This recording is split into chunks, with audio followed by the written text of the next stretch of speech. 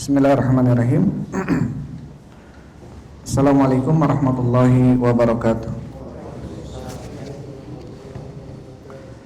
Nahmadulillah rabbil rahim wa nusalli wa nusallim ala rasulihil amin wa ala alihi wa ashabihi ajmain, amma ba'd. Allahumma salli wa sallim ala nabiyyina Muhammadin wa ala alihi wa ashabihi wa man tabi'ahum bi ihsanin ila yaumiddin. Hadirin wal hadirat, kaum muslimin wal muslimat rahimani wa rahimakumullah, jamaah salat maghrib yang dimuliakan Allah Subhanahu wa taala.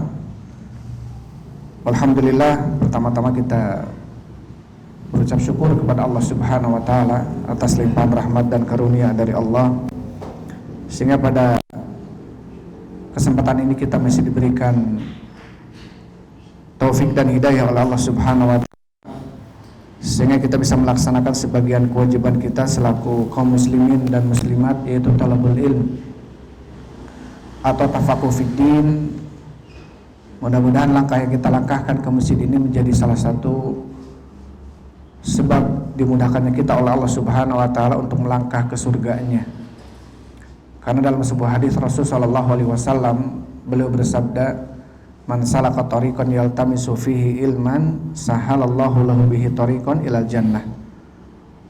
Barang siapa yang melangkahkan kakinya untuk mengkaji ilmu agama, untuk mencari ilmu agama, maka Allah akan mudahkan baginya jalan menuju surga.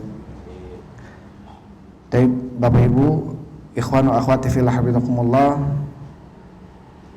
Insyaallah kita akan memulai di dalam pembahasan kitab karya Syekh Muhammad At-Tamimi An-Najdi rahimahullah ta'ala, yaitu kitab Al-Usulus Sittah, 6 dasar pokok yang wajib untuk kita ketahui, atau 6 dasar pokok seorang ahlu sunnah wal jamaah.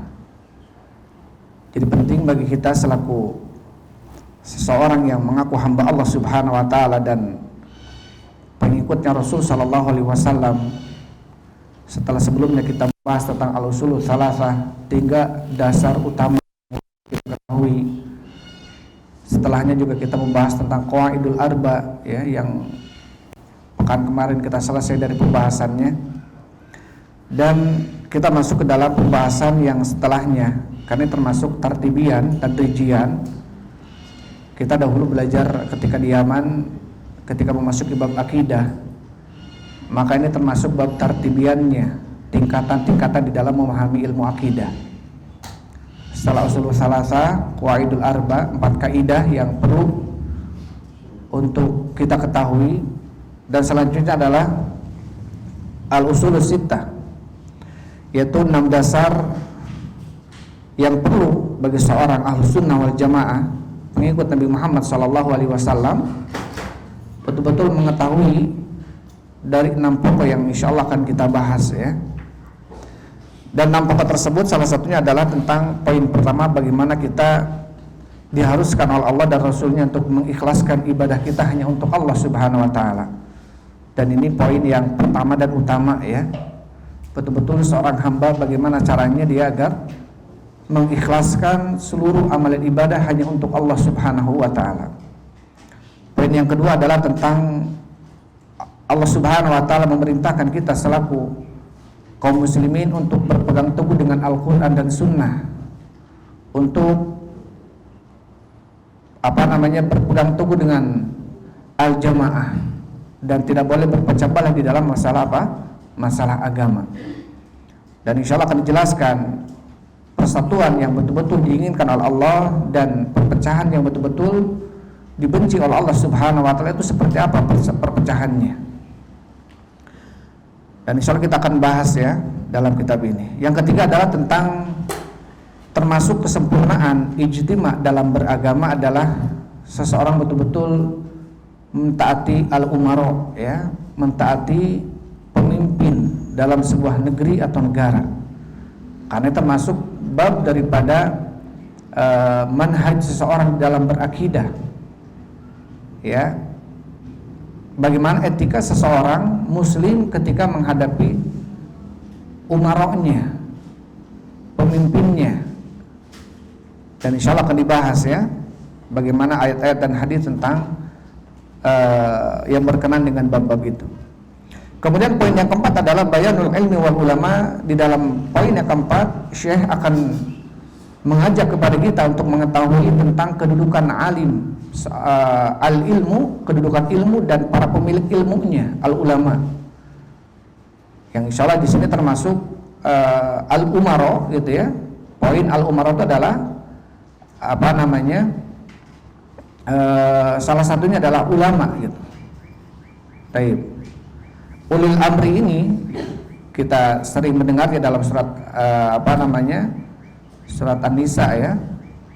Wa atiullah wa atiur rasul wa ulil amri. Dan ulil amri di sini masuk ke dalamnya adalah al-umara wal ulama. Tapi ini sekilas kita bahas agar kita mengetahui poin apa saja yang akan Syekh sebutkan dalam landasan poin 6 tersebut. Dan yang kelima adalah tentang bagaimana Allah Subhanahu wa taala menjelaskan wali-wali Allah Subhanahu wa taala. Siapa wali Allah, siapa wali syaitan. Agar kita tidak terkecoh, ya, agar kita tidak terkecoh. Sampai kata Imam Syafi'i rahimahullahu taala, "Idza ra'aita ar-rajula yatiru fis sama wa yamshi 'alal ma, fala taqtar bihi hatta ta'lamu mutaba'atahu li Rasulillah sallallahu alaihi wasallam." Ketika kamu melihat ada seseorang yang mampu mungkin terbang di langit, di udara, dan mungkin berjalan di atas lautan atau di atas air, jangan kau terkecoh dengannya sampai betul-betul kamu tahu bahwasanya orang tersebut mengikuti sunnah Rasul Sallallahu Alaihi Wasallam. Bisa jadi dia wali syaitan, gitu ya, bukan wali Allah Subhanahu Wa Taala. Kemudian yang keenam adalah tentang bantahan yang akan dijelaskan oleh Syekh. Ya, bantahan tentang subhat-subhat orang-orang yang subhat-subhat syaitan, dan yang syaitan berikan subhat tersebut kepada manusia-manusia di dalam meninggalkan Al-Quran dan Sunnah. Akhirnya ada orang-orang yang kemudian mereka hanya berpegang teguh dengan Quran dan tidak berpegang teguh dengan Sunnah. Ada orang-orang yang hanya berpegang teguh dengan Sunnah yang mutawatir, tidak berpegang teguh dengan Sunnah ahad. Intinya apa? Intinya memilah ini dan memilah itu. Padahal selaku orang yang beriman betul-betul seperti ini, apapun yang Allah sebutkan dalam Al-Quran, ya, dan yang Rasul bawakan dalam hadisnya, selama hadis itu sahih, maka tidak boleh seseorang memilah-memilih, gitu ya, tidak boleh menolak ini, menerima itu. Ya, tidak boleh kemudian ada penolakan, ya. Taib. Ikhwan wa akhwati fillah billakumullah, itu pembahasan yang akan kita bahas ke depannya tentang 6 landasan atau 6 dasar yang sepantasnya bagi seorang muslim mukmin insyaallah, dan seseorang mengaku ahlus sunnah wal jamaah, betul-betul dia harus memahami 6 poin yang akan disebutkan oleh Syekh rahimahullahu taala. Baik, kita akan masuk. Insyaallah yang akan kita bahas adalah penjelasan Syekh Shalih Fauzan, ya, bagi ada yang punya kitabnya atau ada yang pegang matanya saja. Insyaallah kita akan lebih menitik beratkan kepada penjelasan Syekh Shalih Fauzan, karena yang anda lihat simpel di dalam penjelasannya. Di sini disebutkan oleh Syekh Muhammad At-Tamimi An-Najdi rahimahullahu taala dalam kitabnya Al-Usulus Sittah, dasar yang 6 atau 6 dasar yang pokok. Beliau mengatakan bismillahirrahmanirrahim, min a'jabil ujjab, termasuk sesuatu yang sangat mengherankan, wa akbaril ayat, dan tanda-tanda yang paling besar, ad-dalati ala qudratil maliki, yang menunjukkan atas kemampuan sang raja, yaitu Allah, al-ghallabi, zat yang mengalahkan, yang menguasai, sittatu usulin bayyanaha Allah, yaitu 3 atau 6 dasar yang Allah Subhanahu wa taala jelaskan, bayanan wadihan, dengan penjelasan yang betul-betul jelas, lil awami, bagi para awamnya. Orang-orang awam ini adalah orang-orang yang umum, gitu ya. Fauqa ma yadunnu dhannun, di atas persangkaan orang-orang yang berprasangka. Intinya apa? 6 poin ini sebetulnya sudah Allah Subhanahu wa taala jelaskan dalam Al-Qur'an dengan penjelasan yang sangat jelas. Bahkan orang awam pun ketika membacanya betul-betul akan memahaminya. Baik. Tsumma ba'da hadza, kemudian setelah 6 poin penjelasan ini, ghalita fiha katsirun, kebanyakan di dalam poin-poin ini, kebanyakan manusia ghalita, salah di dalam memahaminya. Bahkan min adkiya'il alam, bahkan termasuk orang-orang cerdas yang ada di alam ini, di dunia ini, wa uqala'i bani Adam, bahkan anak-anak Adam yang paling berakal sekalipun, illa aqallal qalil, kecuali sekelompok kecil dari mereka. Jadi Allah Subhanahu wa taala telah menjelaskan sebetulnya 6 poin ini dalam Al-Qur'an dan dalam hadis oleh Rasul sallallahu alaihi wasallam sampai betul-betul saking jelasnya orang-orang awam sekalipun akan memahaminya. Ya. Tetapi apa? Banyak kebanyakan orang-orang yang merasa dirinya pintar dan cerdas, merasa pintar dan merasa cerdas, itu apa? Tidak memahami poin-poin ini.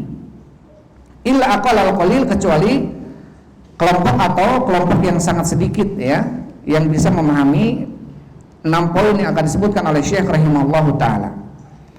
Jadi tentunya Syekh Muhammad An-Najdi At-Tamimi rahimahullahu taala memaparkan kepada kita.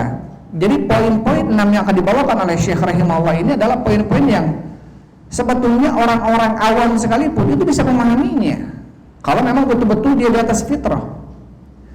Ya, ada orang-orang yang kemudian merasa pintar, ada orang-orang yang kemudian merasa dirinya lebih dan berakal gitu ya, justru salah di dalam poin-poin ini. Baik, dijelaskan oleh Syekh Shalih Fauzan hafizahullah taala, beliau mengatakan, alhamdulillah rabbil alamin wa sallallahu wasallam wa barik ala nabiyina Muhammadin wa ala alihi wa sahbihi ajmain. Setelah salawat beliau mengatakan, tidak ragu bahwasanya Allah Subhanahu wa taala menurunkan Al-Qur'an dengan penjelasan di dalam segala sesuatu. Jadi apapun yang Allah Subhanahu wa taala sebutkan dalam Al-Qur'an pasti Allah menjelaskannya. Wa anna Rasulullah sallallahu alaihi wasallam, dan sesungguhnya Rasul telah menjelaskan Quran ini dengan penjelasan yang sempurna. Dan penjelasan Allah dan Rasulnya yang paling agung di dalam Al-Quran ini adalah tentang penjelasan tauhid dan penjelasan syirik. Ya, tentang penjelasan tauhid dan penjelasan apa? Penjelasan syirik. Kenapa? Karena sesungguhnya tauhid adalah aslul Islam wa aslud din. Karena tauhid adalah pokoknya Islam dan pokoknya agama adalah apa? Tauhid. Wa wallati tubna alaihi jami'ul a'mal, dan tauhid adalah pondasi yang dibangun di atasnya seluruh amalan-amalan. Jadi artinya kalau amalan apapun yang kita bangun, yang kita amalkan, kalau di atas pondasi yang tidak kokoh, di atas tauhid, di atas kalimatul ikhlas yang tidak benar, maka amalan tersebut akan hancur, akan rusak gitu ya. Karena apa? Dibangun di atas dasar yang tidak kokoh, tidak kuat. Kemudian Syekh mengatakan wa syirku yubtilu hadzal asla wa yufsiduhu, dan kesyirikan itu akan membatalkan poin ini atau dasar ini, itu apa namanya, tauhid, dan akan merusaknya. Wala yakunu lahu wujudun, dan seseorang ketika melakukan kesyirikan bisa-bisa apa? Tauhidnya pun tidak ada. Karena apa? Karena hilang dengan kesyirikan. Kenapa? Karena li'annahu amrani mutadadani wa mutalaqidani. Karena dua perkara ini, antara syirik dengan tauhid, adalah amron, dua perkara mutadadan, yang saling apa? Yang saling bertentangan. Seseorang yang muwahhid pasti dia enggak musyrik. Maka seseorang yang musyrik berarti dia enggak bertauhid. Enggak mungkin dalam hati seseorang ada tauhid, ada musyrik, ada syirik, itu enggak mungkin. Ya. Ketika dia bertauhid, otomatis dia harus menjauhkan diri dari kesyirikan. Kenapa? La yastami'ani abadan, kedua-duanya ini tidak akan pernah mungkin bersatu selamanya dalam hati seseorang. Tidak mungkin. Falidzalika Allah Subhanahu bayyana hadzal asla fi kitabih fi jami'il Qur'an. Oleh karena ini Allah telah menjelaskan poin ini, dasar ini, yaitu tauhid, dalam seluruh kitabnya Al-Qur'an. Fala takadu takhlu suratun min dzikri tauhid wa dzikri syirki. Maka Tidaklah pernah kosong satu surat pun kecuali di dalamnya dijelaskan tentang bagaimana pentingnya tauhid dan bagaimana bahayanya kesyirikan. Saking pentingnya tauhid dan bahayanya syirik. Sama-sama apa Rasul Shallallahu Alaihi Wasallam diutus, bahkan seluruh para rasul itu diutus ke dunia ini untuk apa? Untuk menyampaikan apa? Tauhid, dan untuk menghati-hatikan kepada para umatnya agar tidak beribadah kepada selain Allah. Bahkan kita diciptakan oleh Allah untuk apa? Kita diciptakan oleh Allah untuk beribadah. Dalilnya apa? Wa ma khalaqtul jinna wal insa illa liya'budun. Tidaklah kami ciptakan jin dan manusia kecuali agar mereka beribadah kepadaku. Kata Ibnu Katsir rahimahullahu taala dalam tafsirnya, makna ya'budun ay yuwahhidun. Arti ya'budun artinya apa? Yuwahhidun, mentauhidkanku. Jadi seseorang nggak sah kalau kemudian dia di sisi lain dia beribadah kepada Allah, tapi di sisi lain dia beribadah kepada selain Allah, maka batal amalan dia ibadah kepada Allahnya. Betul-betul harus menyerahkan seluruh amalan ibadahnya hanya untuk siapa? Untuk Allah Subhanahu wa ta'ala. Begitu pula diutusnya para nabi dan para rasul untuk mendakwahkan dakwah ini. Jadi apa? Adanya dunia dan isinya. Ya, adanya seluruh ciptaan Allah Subhanahu wa taala ini adalah untuk satu kalimat. Itu apa? Li'ila kalimatillah. Untuk meninggikan kalimat Allah itu tauhid. Untuk meninggikan kalimat Allah yaitu tauhid. Jadi tauhid ini adalah perkara yang paling besar. Perkara yang sangat penting betul-betul untuk kita pahami tauhid ini. Karena apa? Karena Rasul sallallahu alaihi wasallam ketika beliau umurnya 40 tahun, ketika diangkat menjadi nabi dan rasul, itu beliau 13 tahun di Mekah, itu dakwahnya hanya apa? Hanya tauhid semuanya. Ya, karena syariat-syariat yang banyak ini, baik sholat, zakat, saum, haji, jihad, bab waris, apapun bab dalam Islam ini, itu semuanya hampir seluruhnya diturunkan di mana? Di Madinah. Sedangkan Rasulullah di Madinah berapa tahun dakwahnya? 10 tahun. 13 tahun di Mekah, 10 tahun di Madinah. Rasul wafat berapa tahun? 63 tahun. Berarti Rasul ketika diangkat menjadi nabi dan rasul 40 tahun, itu 13 tahun yang didakwakan oleh Rasul hanya apa? Tauhid. Terus Rasul sallallahu alaihi wasallam mengajarkan kepada umatnya, para sahabatnya agar apa? Betul-betul mengikhlaskan ibadah hanya untuk Allah Subhanahu wa taala. Mengajarkan bagaimana pentingnya tauhid dan bahaya kesyirikan. Taib. Ya, 13 tahun Rasul sallallahu alaihi wasallam ajarkan mereka tentang pentingnya tauhid dan bahayanya syirik. Ketika di Mekah, Rasul sallallahu alaihi wasallam didatangi oleh para sahabatnya minta izin kepada Rasul untuk datang ke kuburan orang-orang tuanya. Dilarang oleh Rasul sallallahu alaihi wasallam. Karena Rasul sallallahu alaihi wasallam mengkhawatirkan ketika mereka berziarah ke kuburan dalam kondisi akidah mereka belum kuat, dalam kondisi akidah mereka belum betul-betul mumpuni dalam ilmu tauhidnya, Rasul mengkhawatirkan ada upacara-upacara, ada amalia-amalia dalam kuburan tersebut yang dikhawatirkan jatuh kepada sebuah kesyirikan. Tetapi ketika Rasul di Madinah, Rasul mengatakan apa dalam hadisnya? Kuntu nahaitukum an ziyaratil kubur. Dulu saya melarang kalian datang ke kuburan. Ketika di Makkah dilarang para sahabat ke kuburan karena dikhawatirkan apa? Dikhawatirkan ada unsur-unsur kesyirikan. Atau intinya apa, minimal ada sesuatu yang diingkari oleh Allah Subhanahu wa taala dan oleh Rasulnya. Tetapi ketika di Madinah, fazuruha, sekarang datangilah oleh kalian kuburan. Fa innaha tudzakirukumul maut. Karena dengan mendatangi kuburan akan mengingatkan kalian kepada kematian. Jadi Rasul bahkan menganjurkan kita untuk datang ke kuburan. Salah satu masalahnya apa, manfaatnya? Agar kita ingat mati. Tidak ada yang lainnya. Agar kita ingat mati. Maka tentunya Rasul sallallahu alaihi wasallam bagaimana menyuruh kepada Ali bin Abi Thalib, kepada Mu'adz bin Jabal, kepada Abu Ubaidah al-Jarrah ketika ke Bahrain, Mu'adz bin Jabal ketika ke Yaman, begitu pula Ali bin Abi Thalib ketika ke Yaman. Ucapan Rasul sallallahu alaihi wasallam kepada para sahabatnya apa? Faltakun awwala ma tad'un ilaihi an yuwahhidullah.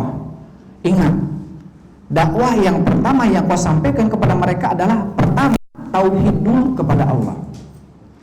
Fa in ata'uka lidzalik, apabila mereka mentaatimu dalam hal itu, dalam tauhid, fa'limhum, maka ajarkan kepada mereka anallahu yaftaradu alaihim khamsa shalawat fi kulli lailatin wan nahar. Kalau mereka sudah taat dalam tauhid, ajarkan kepada mereka tentang kewajiban yang Allah wajibkan kepada mereka. Salat 5 waktu sehari semalamnya. Fa inhum ata'u kalidalik, apabila mereka mentaatimu dalam salat, maka ajarkanlah tentang zakat. Apabila mereka taat dalam itu, ajarkan tentang puasa, ajarkan tentang haji. Ini urutan-urutan yang sebetulnya perlu untuk kita sampaikan, kita dakwahkan. Karena dakwah tauhid ini adalah dakwahnya para nabi, para rasul. Ya. Betul-betul mengajak manusia untuk kembali kepada Allah Subhanahu wa taala, bukan untuk kepentingan dai-nya, bukan untuk kepentingan kelompoknya. Betul-betul kita mengajak manusia agar mereka tuh hanya ibadahnya sama Allah. Jangan sampai kita mengajak kepada golongan kita, jangan sampai kita mengajak manusia untuk memperbanyak komunitas kita misalkan, tetapi betul-betul mengajak mereka apa? Untuk bertauhid kepada Allah Subhanahu wa taala dan menjauhi apa? Kesyirikan-kesyirikan. Karena ini dakwahnya para nabi dan para rasul. Walaupun kemudian di tengah jalan seseorang yang berdakwah dengan dakwahnya para nabi dan para rasul terkadang mendapatkan apa? Rintangan. Terkadang mendapatkan ujian. Dan ini sunatullah. Ini sunatullah. Kita dalam berdakwah itu jangan kemudian kita anggap bahwasanya jalan dakwah itu jalannya mulus terus. Enggak. Kita lihat bagaimana para nabi, para rasul ketika mereka berdakwah, ada rintangan saja. Wa kadzalika ja'alna likulli nabiyyin aduwwan minal mujrimin. Begitulah kami jadikan bagi setiap nabi ada musuh dari kalangan orang-orang mujrim, orang-orang yang berdosa. Itu Allah sebutkan dalam surat Al-An'am tentang apa? Menjadi tabiat atau sunnatullah bagi setiap nabi itu ada musuhnya. Ada orang-orang yang tidak senang dengan dakwahnya. Padahal yang didakwakan oleh nabi apa? Agar mereka ibadah kepada Allah saja. Ketika Nabi SAW datang kepada orang-orang Quraisy, kemudian mengatakan bahwasannya agar mereka qul la ilaha illallah tuflihu, katakan oleh kalian la ilaha illallah, kalian akan beruntung. Apa kemudian orang-orang musyrik? Wah, Muhammad memerintahkan kita untuk menyembah Tuhan yang satu yaitu Allah dan meninggalkan sesembahan-sesembahan kami yang banyak. Kemudian Allah itu menurunkan ayat tentang ucapan mereka. Wa idza qila lahum la ilaha illallah yastakbirun. Dan apabila dikatakan kepada mereka ucapanlah la ilaha illallah, mereka sombong, enggak mau mengucapkan la ilaha illallah. Ya, mereka mengatakan ajala alihatina ilahan wahida, apakah Muhammad ini hendak menjadikan sesembahan kami yang banyak ini menjadi sesembahan yang satu? Inna hadzal syai'un ujab. Sesungguhnya ini perkara yang sangat mengherankan. Nabi SAW dakwah ke orang-orang Quraisy ini ke pamannya, ke anak pamannya, ke saudara sepupunya, itu saudara semuanya. Karena Bani Quraisy. Nabi SAW bukan menginginkan kepemimpinan, bukan menginginkan harta. Nabi menginginkan agar mereka hanya menyembah Allah saja. Tetapi apa yang didapatkan oleh Nabi SAW? Maka ketika Nabi SAW di awal-awal menjadi nabi dan rasul, ketika setelah menikah dengan Khadijah ya radhiyallahu anha, Nabi SAW dibawa oleh malaikat ya ke Gua Hira. Dan kemudian malaikat mengatakan kul atau iqra. Kata Rasul, "Ma'ana biqari, saya tidak bisa baca." Iqra bismi rabbikal ladzi khalaq, iqra rabbukal akram. 5 ayat turun surat Al-Alaq. Setelah itu apa? Nabi SAW datang atau lari ke Nabi SAW lari kemana? Ke Khadijah sambil lari dan mengatakan zamiluni zamiluni dafiruni, selimutilah saya. Istrinya Khadijah radhiyallahu anha kaget, kenapa? Nggak mungkin ada orang yang mencelakaimu karena kau adalah orang yang senantiasa menyambung silaturahmi, orang yang memperhatikan orang yang miskin. Jadi Nabi ini betul-betul akhlaknya mulia. Sampai orang-orang Quraisy pun menganggap Nabi ini adalah akhlaknya mulia. Jadi nggak mungkin ada orang yang mencelakainya. Dijelaskan kepada Khadijah tentang kondisi siapa? Malaikat Jibril ini. Kemudian Khadijah membawanya kepada anak pamannya Waraqah bin Naufal. Kita pergi kepada Waraqah bin Naufal. Dijelaskanlah oleh Khadijah tentang apa? Sosok yang datang kepada Nabi Muhammad SAW. Kata Waraqah bin Naufal, "Wallahi inna hadzal namus." Demi Allah ini adalah namus. Namus ini adalah Jibril, bahasa Ibrani disebutkan dengan namus. Laqad ja'a ila Musa alaihissalam. Sungguh dia namus ini pernah datang kepada Nabi Musa alaihissalam. Apa kemudian kata Waraqah bin Naufal? Wallahi ma ja'a bimithli ma ja'a bihi illa udhiya. demi Allah sesungguhnya tidak ada seseorang yang datang membawa sesuatu yang seperti dia bawa nanti, karena Nabi Muhammad ini apa? Akan membawakan dakwah tauhid. Kata Waraq bin Nawfal, demi Allah tidaklah ada seseorang yang membawa seperti apa yang dia bawa ini, yaitu tauhid, illa udhiya, pasti dia diuji, pasti dia dianiaya, pasti dia diusir, pasti dia dimusuhi. Kata Waraq bin Nawfal, demi Allah ketika kalaulah seandainya masih hidup dan tahu dia dikeluarkan dan dimusuhi oleh musuhnya atau dimusuhi oleh kaumnya, saya akan menolongnya. Jadi Waraq bin Nawfal sudah tahu tentang apa? Tentang alamat nubuwah Nabi Muhammad SAW ini. Karena Jibril pernah datang kepada Nabi Musa, Jibril akan datang kepada Nabi yang setelahnya, itu Nabi Muhammad SAW. Karena Waraq bin Nawfal ini adalah ahlul kitab, orang yang membaca Alkitab, ya, tentang sosok Nabi Muhammad ini sangat tahu. Karena ahlul kitab ini apa? Mengetahui Nabi Muhammad ini sebagaimana mereka mengetahui anak-anak mereka sendiri. Karena dijelaskan dalam Taurat, dalam Injil, bagaimana Nabi Muhammad SAW. Jadi dalam poin ini kata Syekh, sebetulnya di dalam Al-Quran, dalam hadis, ya, itu disebutkan tentang bagaimana pentingnya apa tauhid dan tentang bahayanya kesyirikan. Walakin qalla man yantabihu lihadzal bayan, tetapi sedikit orang yang intibah, memperhatikan penjelasan ini, penjelasan Allah dan Rasulnya ini. Walidzalika tajidu katsiran minan nas yaqra'una al-Qur'an wa yaquluna fi syirki. Oleh karena ini kamu dapatkan banyak manusia mereka baca Al-Qur'an tetapi mereka jatuh kepada kesyirikan. Orang baca Al-Qur'an tapi tetap musyrik gitu. Wa yuhyuna bitauhid, mereka mengosongkan tentang definisi dan makna tauhid. Mereka nggak tahu, baca Quran hanya baca Quran saja, tidak memahami dengan pemahaman yang benar isi Al-Qur'annya. Mahadzal amru wadihun fi kitabillah wa fi sunnati Rasulillah sallallahu alaihi wasallam. Padahal perkara ini jelas dalam Quran dan dalam hadis Rasul sallallahu alaihi wasallam tentang apa? Pentingnya tauhid dan bahayanya syirik. Dan bahayanya apa? Syirik. Li'annahum yamshuna 'alal awaid wa ma wajadu 'alaihi aba'uhum wa masyayihuhum. Karena mereka biasanya berjalan di atas kebiasaan, adat, dan mereka hanya mengikuti apa yang mereka dapatkan dari bapak-bapak mereka dan juga dari kakek-kakek mereka. Jadi tidak membongkar ayat Al-Qur'an ini dengan pemahaman yang benar, membacanya dengan tafsir Tabari, dengan tafsir Ibnu Katsir, ya, dengan tafsir para ulama terdahulu. Agar apa? Agar lebih apa namanya? Lebih benar memahaminya.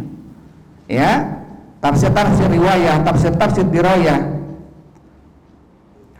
Baik, fal asl indahum ma wajadu alaihi aba'uhum wa masyayikhuhum wa ahlu baladihim. Maka di sisi mereka yang terpenting itu apa? Mengikuti bapak-bapak mereka, mengikuti kakek-kakek mereka, dan mengikuti orang-orang yang ada di negeri mereka. Wala yufakiruna fi yawmin minal ayyam an yata'ammalu yatadabbarul Qur'an, dan mereka kadang tidak berpikir, ya, di hari-hari untuk memperhatikan dan mentadabburi Al-Qur'an. Jadi bukan hanya membaca saja, kita pahami maknanya, kita pahami maksud dan tujuannya, kandungan dari ayat tersebut, ya.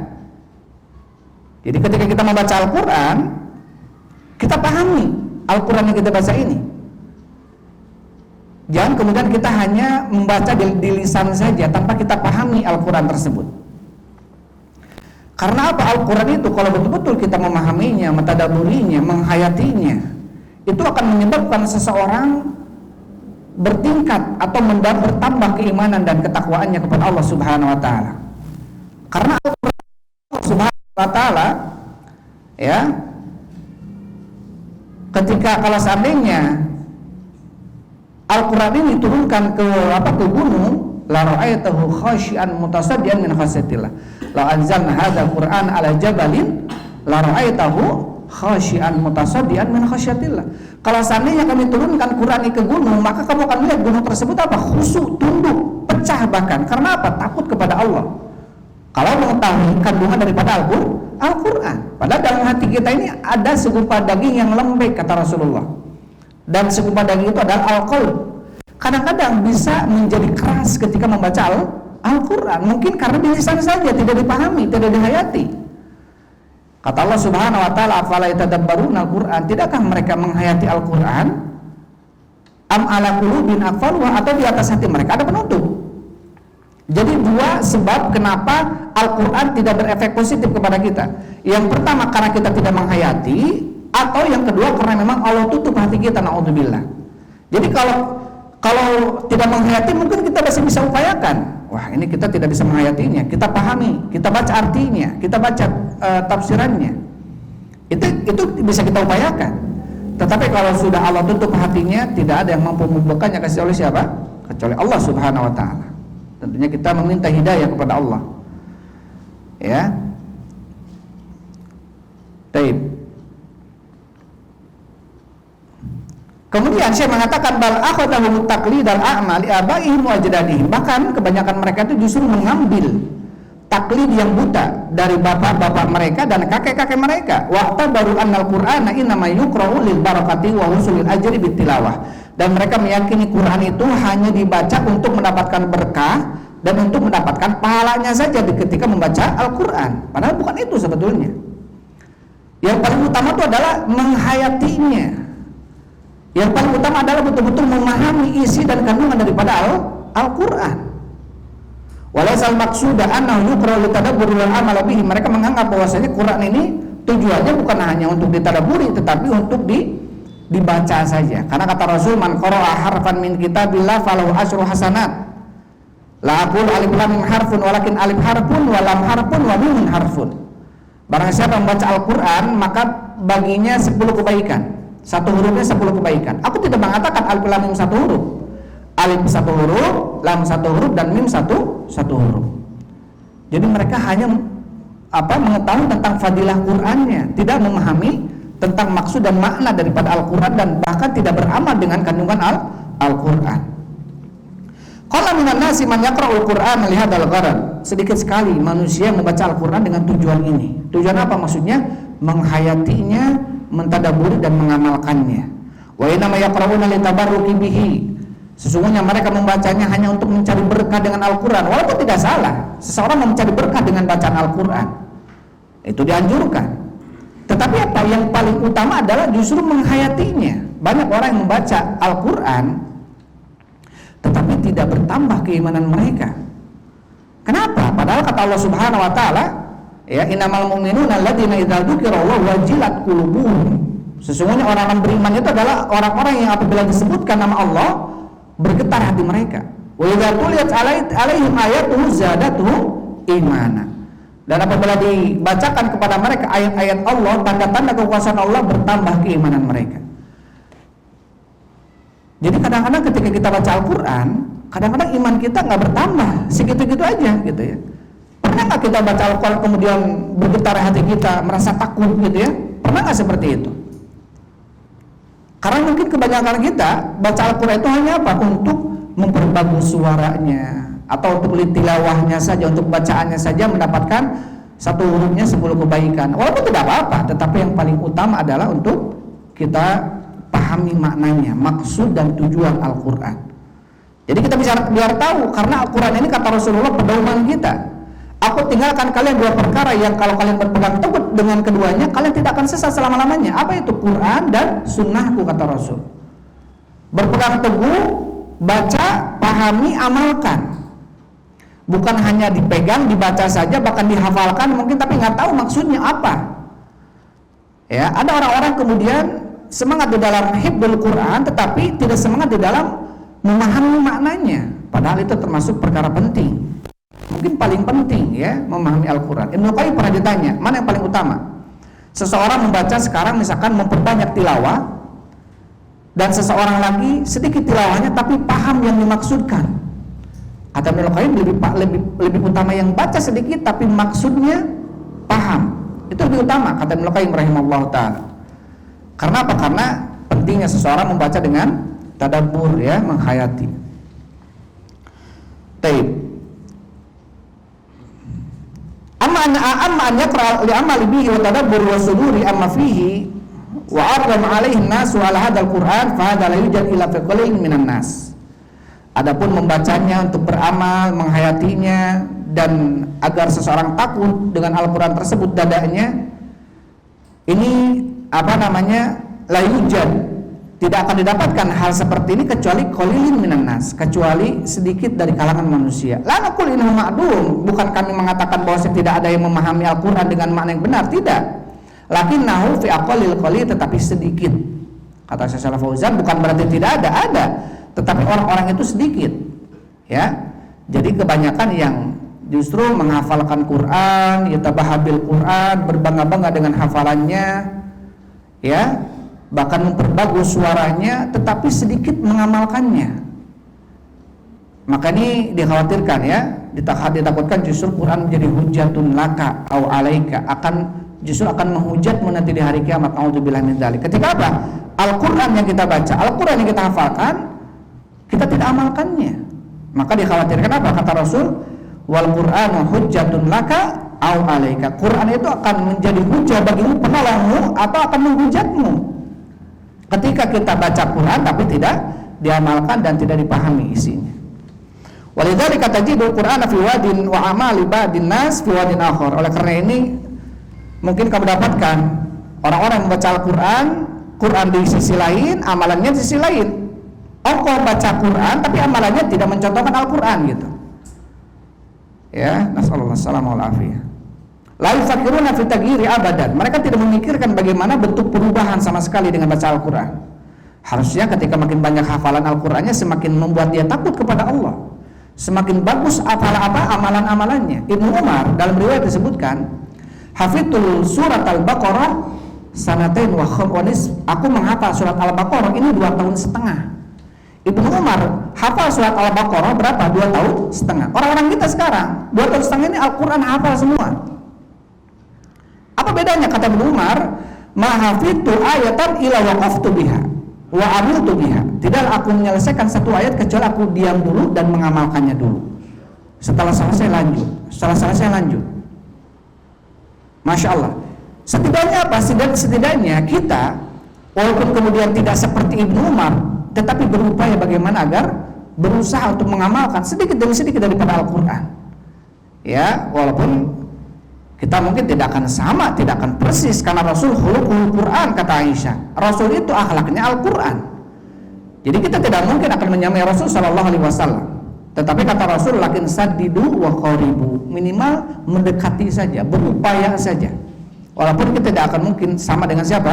Dengan Rasul sallallahu alaihi wasallam, karena kata Rasul, ini akhsyakum wa atqakum lillah. Saya adalah orang yang paling takut dan paling bertakwa kepada Allah dibanding kalian. Jadi nggak ada yang mungkin mampu mengalahkan ketakwaannya siapa? Rasul sallallahu alaihi wasallam. Ketika ada 3 orang sahabat datang kepada istri-istrinya Rasul sallallahu alaihi wasallam, bagaimana amalannya Rasul? Rasul kalau di malam hari tidur, kadang bangun untuk salat malam. Di siang hari puasa, kadang berbuka di siang hari. Rasul kadang mendatangi istri-istrinya. Kata sahabat-sahabat 3 orang ini, wah wajar, itu Rasul dijamin surga. Kita ini belum ada jaminan surga. Oh, yang satu kalau begitu saya tidak akan buka-buka, akan puasa terus. Yang satu lagi saya tidak akan tidur malam hari, saya akan sholat terus begadang. Yang satu lagi saya tidak akan menikahi perempuan, saya akan terus memberikan waktu ini untuk Allah. Hal ini apa? Seakan-akan mungkin mereka menganggapnya itu baik, bisa menandingi Rasul sallallahu alaihi wasallam. Tapi apa kata Rasul? Ya, man raghiba an sunnati falaysa minni. Barang siapa yang benci kepada sunnahku, bukan dari golonganku. Ini asum wa uftir. Saya saum, saya buka.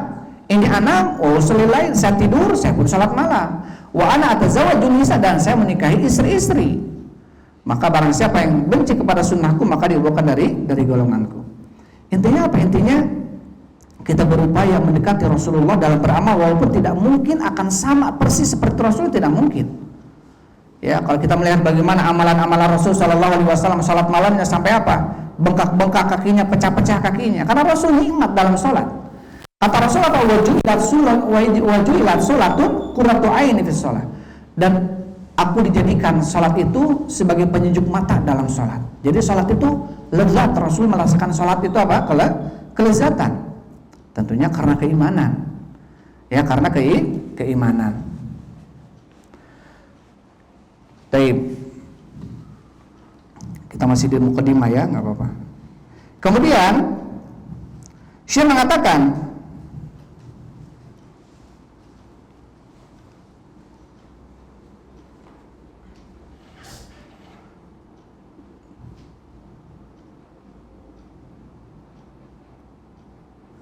Baik.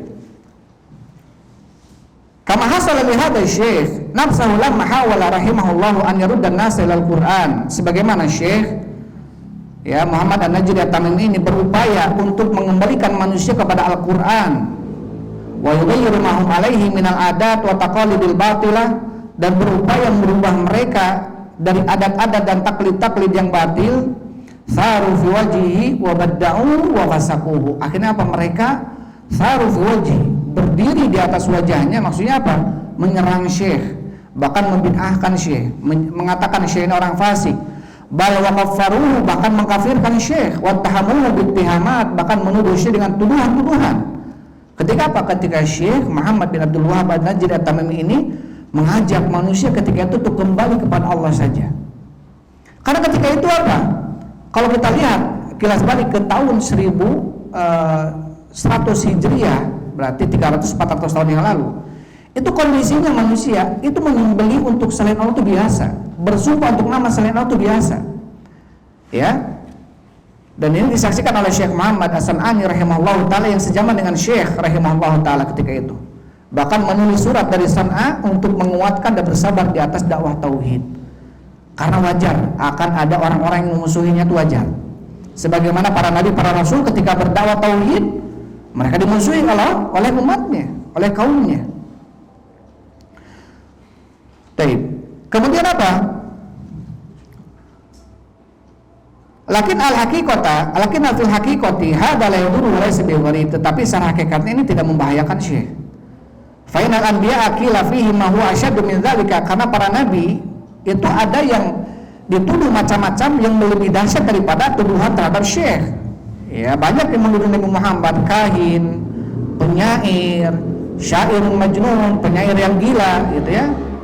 Dikatakan Nabi Muhammad adalah dukun gitu ya. Kenapa? Yufariqul bainar mar'i wa zawji, mampu memisahkan antara suami dengan istrinya.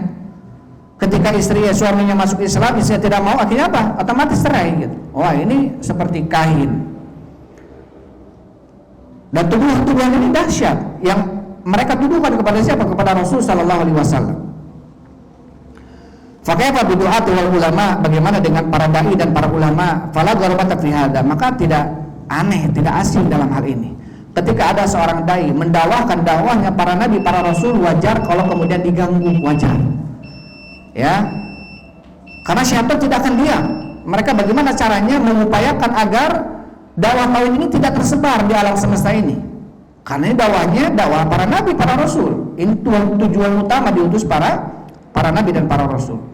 Wa hadza la yanqus min ajril alim wa da'iyah, dan ini tentunya tidak mengurangi pahala seorang alim dan seorang dai. Bal hadza yazidu fi hasanati indallah subhanahu wa ta'ala, bahkan ini menambahkan kebaikan-kebaikan mereka di sisi Allah subhanahu wa ta'ala.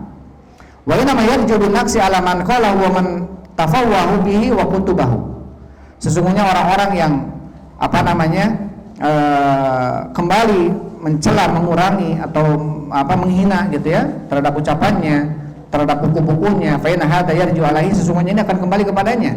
Amal ulama al-mukhlisuna wa du'atu ila Allah, adapun para ulama yang ikhlas dan dai ila Allah, yang mengajak mereka kembali kepada Allah, bukan kepada partai, bukan kepada golongan, bukan kepada kepentingan pribadi, tapi betul-betul mengajak mereka kembali kepada Allah agar mereka ibadahnya itu ikhlas. Fala yadurru makila fihim, maka tidak akan membahayakan mereka tuduhan-tuduhan yang dituduhkan kepada mereka. Bal yazidu fi darajati muhasanatin, bahkan itu akan menambahkan derajat dan kebaikan mereka. Semakin dicela, semakin bertambah derajat mereka. Walau qudwatun bil anbiya, tentunya mereka punya qudwah, contoh, yaitu para nabi. Wa maqiya fi haqqi, bagaimana para nabi dicela mereka. Wa matuhimu bihi, bagaimana para nabi dituduh mereka. Wallahu ta'ala yaqulu nabihi, dan Allah berfirman kepada nabinya, ma yuqalu laka illa ma qad qila lirusuli min qablik, tidaklah yang dituduhkan kepadamu ya Muhammad kecuali seperti apa yang telah dituduhkan oleh rasul-rasul oleh mereka kepada rasul-rasul sebelummu gitu. Inna rabbaka ladu magfiratin wa dzu iqabin alim, sesungguhnya Rabbmu zat yang maha pengampun dan zat yang memberikan iqab yang sangat pedih. Jadi jangan khawatir ya Muhammad sallallahu alaihi wasallam, bahwa nabi-nabi, rasul-rasul sebelummu sama dituduh mereka, dihina mereka, dicela mereka oleh kaumnya gitu. Fa Syekh rahimallahu taala fi hadhil kalimat yubayyinu syai'an min hadzal amril ajib, Maka Syekh dalam kalimat ini menjelaskan tentang sesuatu perkara yang sangat ajib, sangat mengherankan. Itu apa? An-nasa yaqra'una al-Qur'an, manusia membaca Al-Qur'an, wa yukthiruna min qira'atihi, bahkan mereka memperbanyak bacaan Al-Qur'an, wa yuftimunahu wa yahfadunahu, bahkan mereka menghatamkannya mungkin berkali-kali, bahkan menghafalkannya, wa yurattilunahu, bahkan mereka mentartilkan dalam bacaannya, wa yurbizuna ihtimamihim bil alfadil Qur'an, bahkan mereka betul-betul tarkiz, fokus di dalam perhatian terhadap lafaz-lafaz dan tajwid-tajwidnya.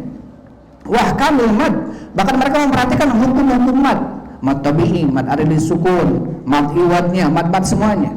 Wah kamil idgham, bahkan mereka betul-betul memperhatikan hukum idghamnya, gunnahnya, iqlabnya, izharnya, ikhfa'nya. Wa yatamanu bihadza inayatan fa'iqatan, bahkan mereka memperhatikan ilmu ini dengan perhatian yang dalam. Wa hadza syai'un thayyib, ini tentunya bagus, ya. Lakinnal ahamma wal maqsuda laysa hadza, tapi yang terpenting itu tujuannya bukan ini Al-Qur'an itu. Al-maqsud adalah tadabburul ma'ani, maksudnya adalah menghayati maknanya, wa tafaqquhu fi kitabillah, dan memahami kitab Allah. Ya, ini yang paling penting. Bukan itu tadi tidak penting, penting tentunya. Karena ketika seseorang melafadzkan Al-Qur'an, beda hurufnya saja itu beda arti, beda makna, bisa bahaya, apalagi dalam mengucapkan Al-Fatihah dalam sholat. Ya, ketika beda huruf saja, makhrajnya salah saja, itu bisa merubah makna dan itu bisa fatal. Itu bisa fatal. Tetapi apa kata Rasul sallallahu alaihi wasallam, man qara'a al-Qur'an wa huwa syakun falahu ajrun wahidun. Barang siapa membaca Al-Qur'an tapi dia kesulitan dalam membacanya. Kesulitan ini memang ada orang-orang yang memang lisannya enggak diberikan kefasihan sebagaimana orang lain kefasihan, tapi dia berupaya terus belajar. Ya, tapi dia sulit, memfasihkannya sulit, tetap dia dapat pahala kata Rasulullah SAW. Wa man qara'a al-Qur'an wa huwa mahirun biha kasafaratil kiram ma'asafaratil kiramil bararah. Barang siapa yang membaca Quran dan dia pintar dalam membacanya, dia bersama malaikat. Ketika apa? Ketika membacanya dengan tartil, dengan tajwid, betul-betul memberikan huruf-huruf yang baik, ya. Karena ketika kita misalkan hayya 'alas shalah dengan hayya 'alas shalah, atau hayya 'alas shalah atau hayya 'alal falah dengan hayya 'alal falah, itu udah beda artinya. Falah berarti menuju keberuntungan, falah dengan hak besar berarti apa? Menuju lapangan. Atau ketika seseorang membaca banyak sekali lah. Intinya apa? Ketika seseorang salah dalam melafadzkan Al-Qur'an, bisa beda makna, beda arti, bisa salah dalam maksudnya. Itu penting, tetapi yang terpenting kata Syekh adalah betul-betul memahami Al-Qur'an, isi kandungan daripada Al-Qur'an, yaitu tentang apa? Tauhid dan bahaya daripada kesyirikan. Hada wal matlub. Ini yang terpenting yang kita cari. Anan saha awba'ana wa nanabbiha ala akhta'in nas. Kita menasihatkan orang-orang sekitar kita dan memberikan tanbih, peringatan kepada orang-orang yang salah gitu ya. La biqasdi tasyhir wa qasdi nail minan nas, bukan dengan tujuan agar kita masyhur, bukan. Tetapi betul-betul membetulkan manusia agar sama-sama betul-betul benar dalam ibadahnya. Bal biqasdil islah wa nasihat, tetapi tujuannya adalah berbuat islah dan memberikan nasihat. Karena Rasul mengatakan ad-dinu nasihat, agama itu adalah nasihat. Tapi ini muqaddimah dari Syekh rahimallahu taala. Insyaallah kita jeda dulu adzan dan salat, kemudian kita lanjut ya beberapa waktu, dan insyaallah kita akan baca satu poin setelah salat isya insyaallah. Yakfilahuna wa la'alam bisawab. Alhamdulillah wassalatu wassalamu ala rasulillah. Bismillahirrahmanirrahim. Alhamdulillah wassalatu wassalamu ala rasulillah wa ala alihi wa ashabihi wa man walah, amma ba'd. Ikhwan wa akhwati fillah, hafizakumullah. Insyaallah kita lanjutkan pembahasan kajian al-usul sittah ya. 6 dasar pokok atau landasan utama ya. Kita masuk ke al-aslul awal. Qala Syekh rahimahullahu taala, al-aslul awwalu, landasan yang pertama, pokok atau dasar yang pertama. Ini ada 6 pokok ya, ada 6 landasan. Al-aslul awwalu, landasan yang pertama adalah ikhlasuddini lillah, mengikhlaskan agama hanya untuk Allah Subhanahu wa taala. wahdahu la syarikalah, yang tidak ada sekutu baginya. Wa bayanu diddihi, dan penjelasan tentang lawan daripada tauhid, alladzi huwa syirku billah, yaitu kesyirikan kepada Allah. Ini masih penjelasan yang pertama atau asal yang pertama.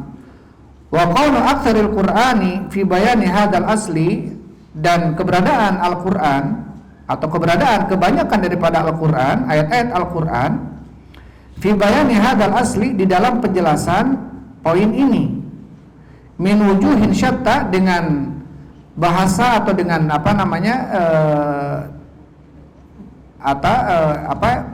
dengan cara yang berbeda-beda gitu. Allah Subhanahu wa taala ungkapkan dalam Al-Qur'an, dalam ayat-ayat yang banyak gitu ya.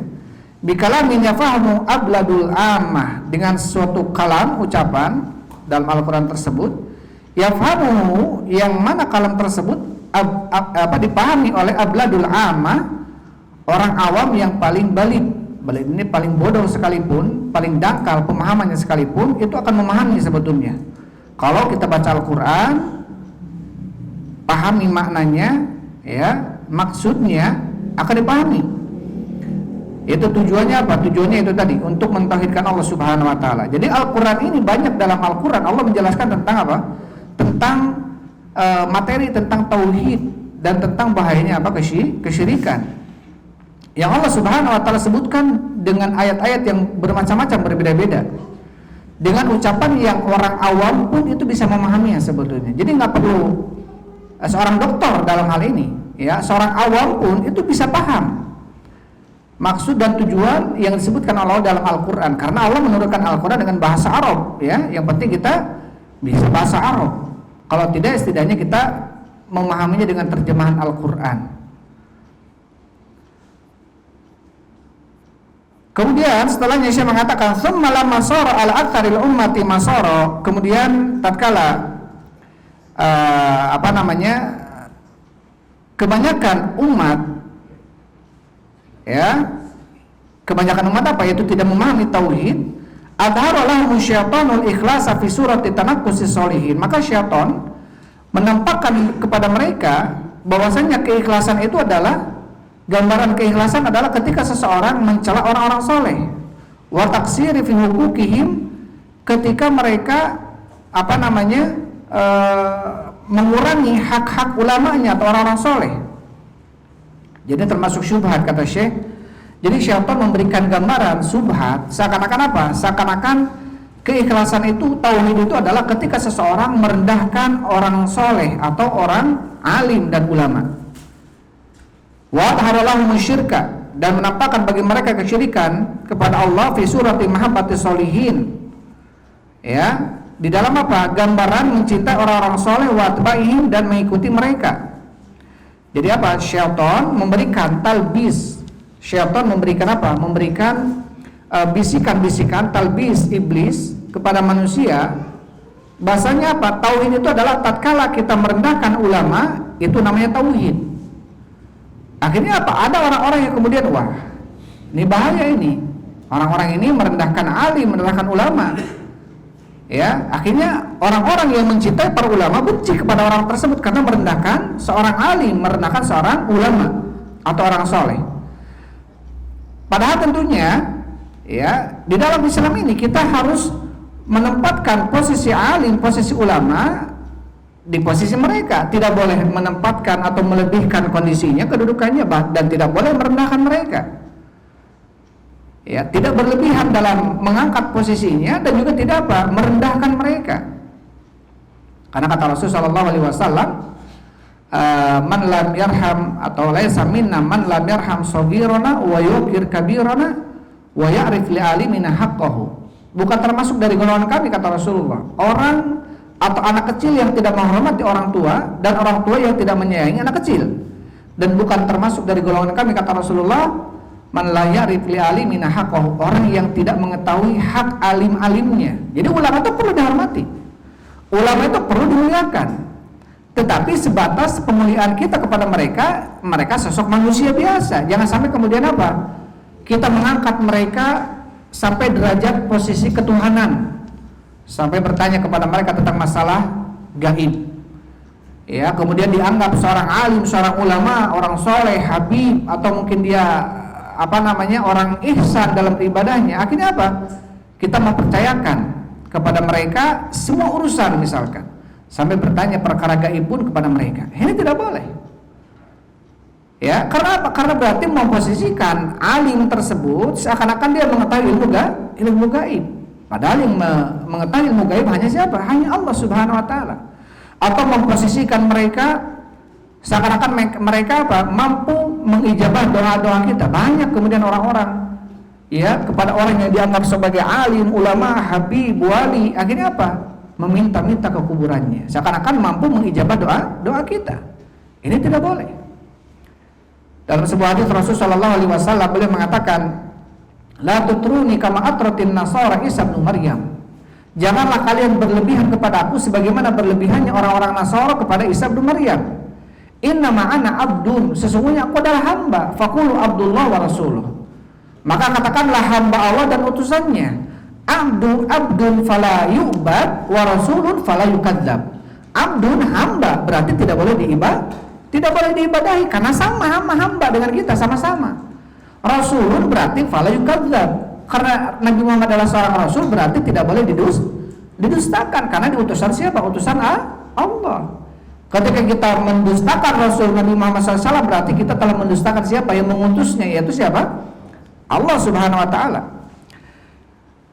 Karena apa? Kemudian syaitan memberikan talbis, ya, memberikan gambaran bahwasanya orang-orang yang merendahkan alim, yang merendahkan ulama seakan-akan dia yang bertauhid itu seperti itu, jelek posisinya. Padahal tidak seperti itu. Orang-orang bertauhid itu adalah betul-betul memposisikan manusia dan mengangkat derajat manusia sebagaimana yang telah diangkat oleh Allah Subhanahu wa taala.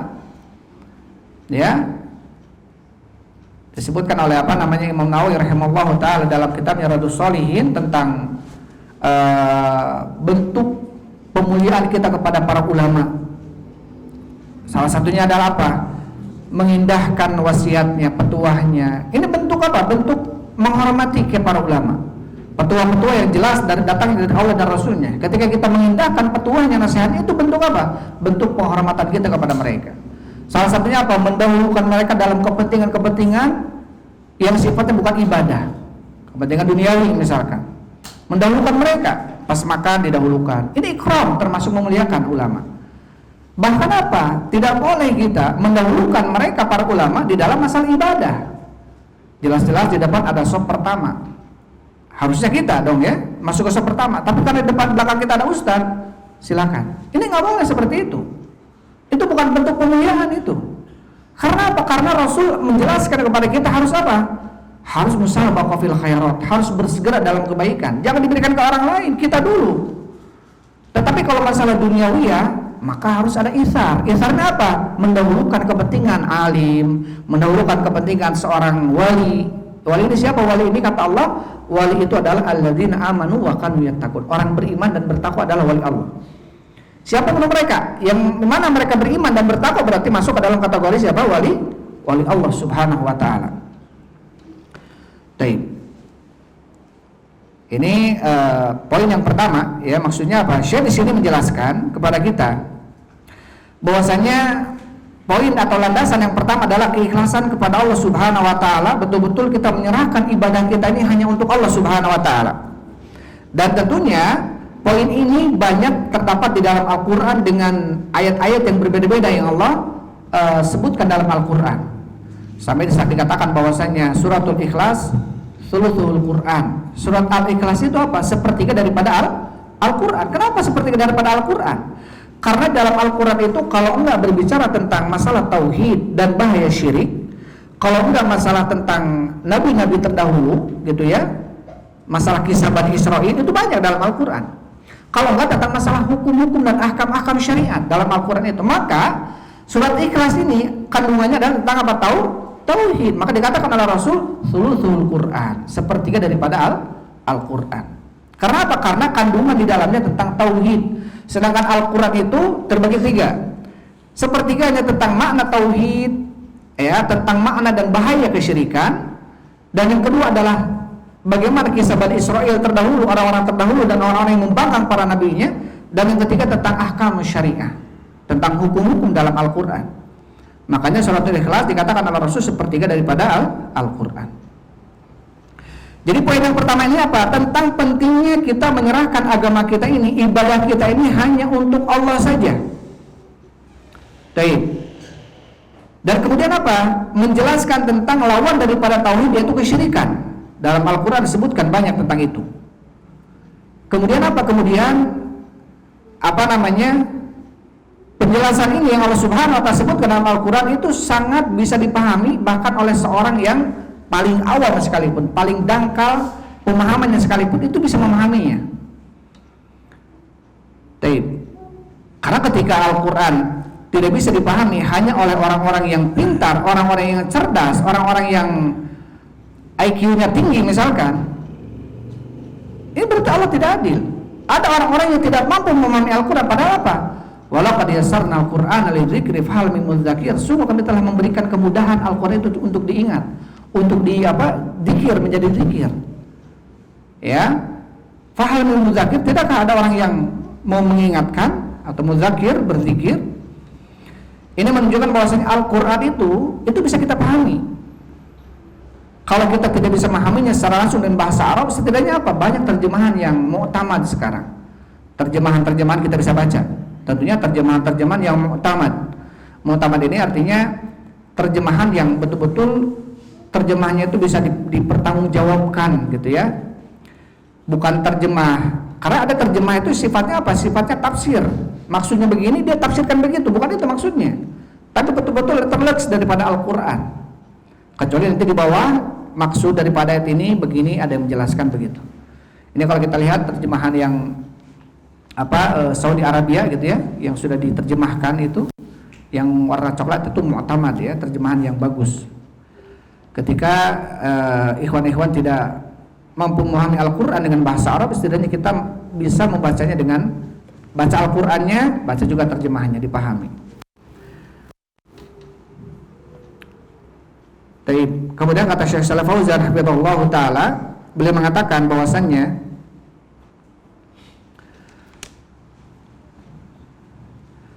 ini poin yang pertama ya, yaitu ikhlas, mengikhlaskan agama hanya untuk Allah Subhanahu wa taala, dan ini adalah dasar yang paling usul, yang paling dasar dalam kaidah agama, yaitu tauhid. Dan dalam kondisi inilah, dalam dakwah inilah, dakwah tauhid inilah mu'tarikun bainal anbiya wa bainal umam. Banyak terjadi peperangan. Mu'tarik ini kancah peperangan antara para nabi dengan umat-umatnya. Fal anbiya yuriduna an yusahihu hadzal asla. Para nabi menginginkan agar umatnya betul-betul memperbaiki asal ini, yaitu tauhid. Alladzi khalaqallahu al-khalqa min ajlihi, yang mana Allah menciptakan makhluk untuknya, yaitu tauhid.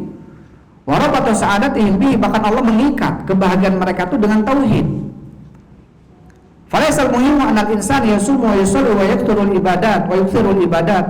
Bukan yang terpenting itu manusia itu yang penting sholat, penting puasa, penting banyak ibadah, bukan itu yang terpenting.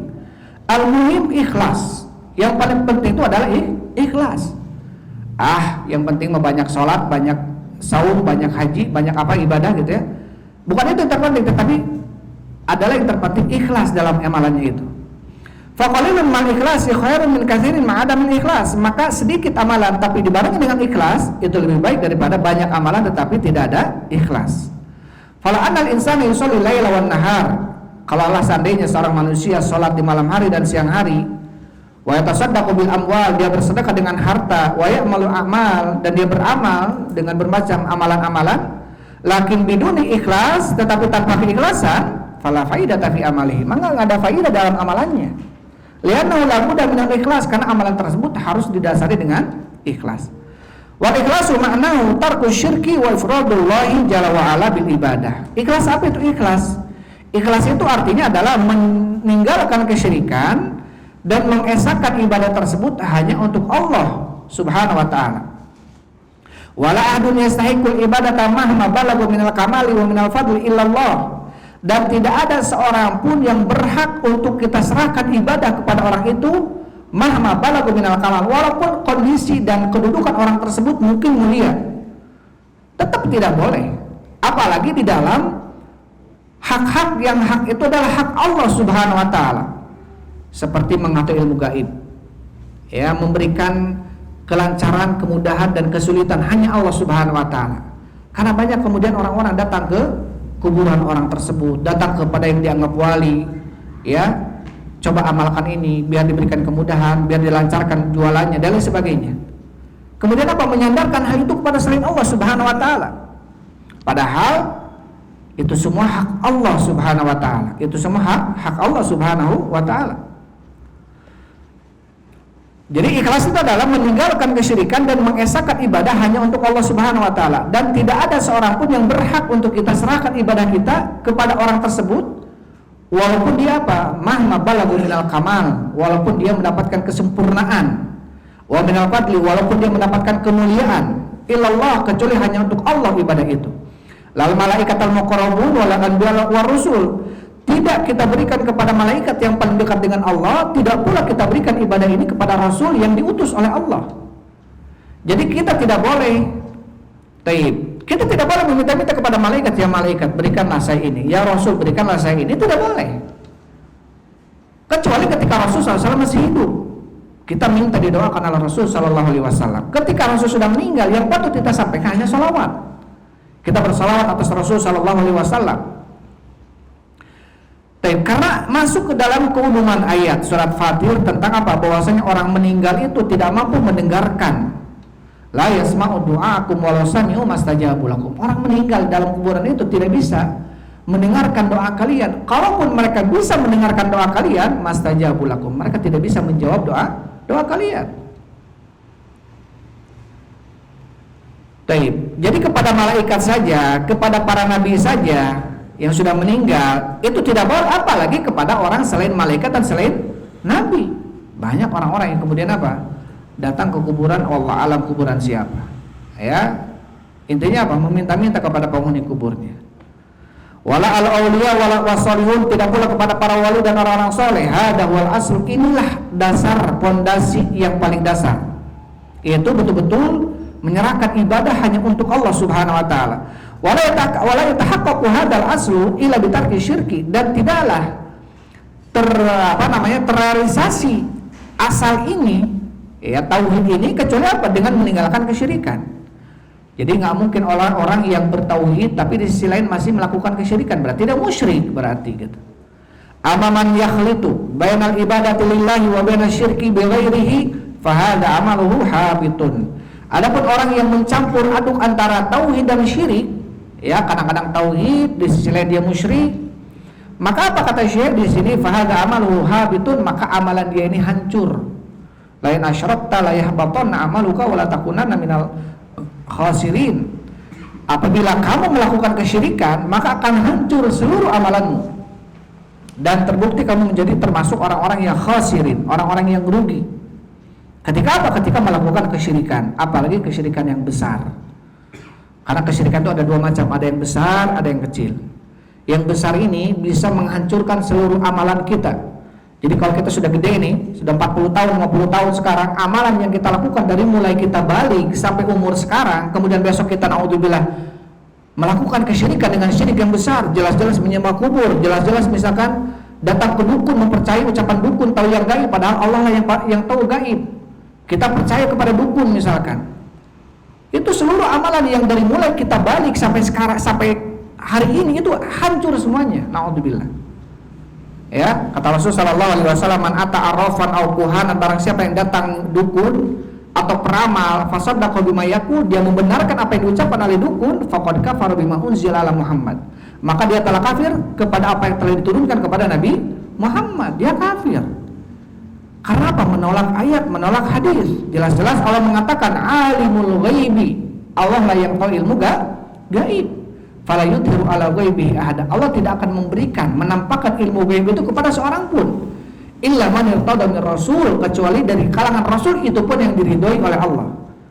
Ada Rasulullah pernah tahu ilmu gaib, tapi nggak terus tahu ilmu gaib, ya. Kata Rasul sallallahu alaihi wasallam yang diabadikan Allah dalam surat Al-A'raf, ya.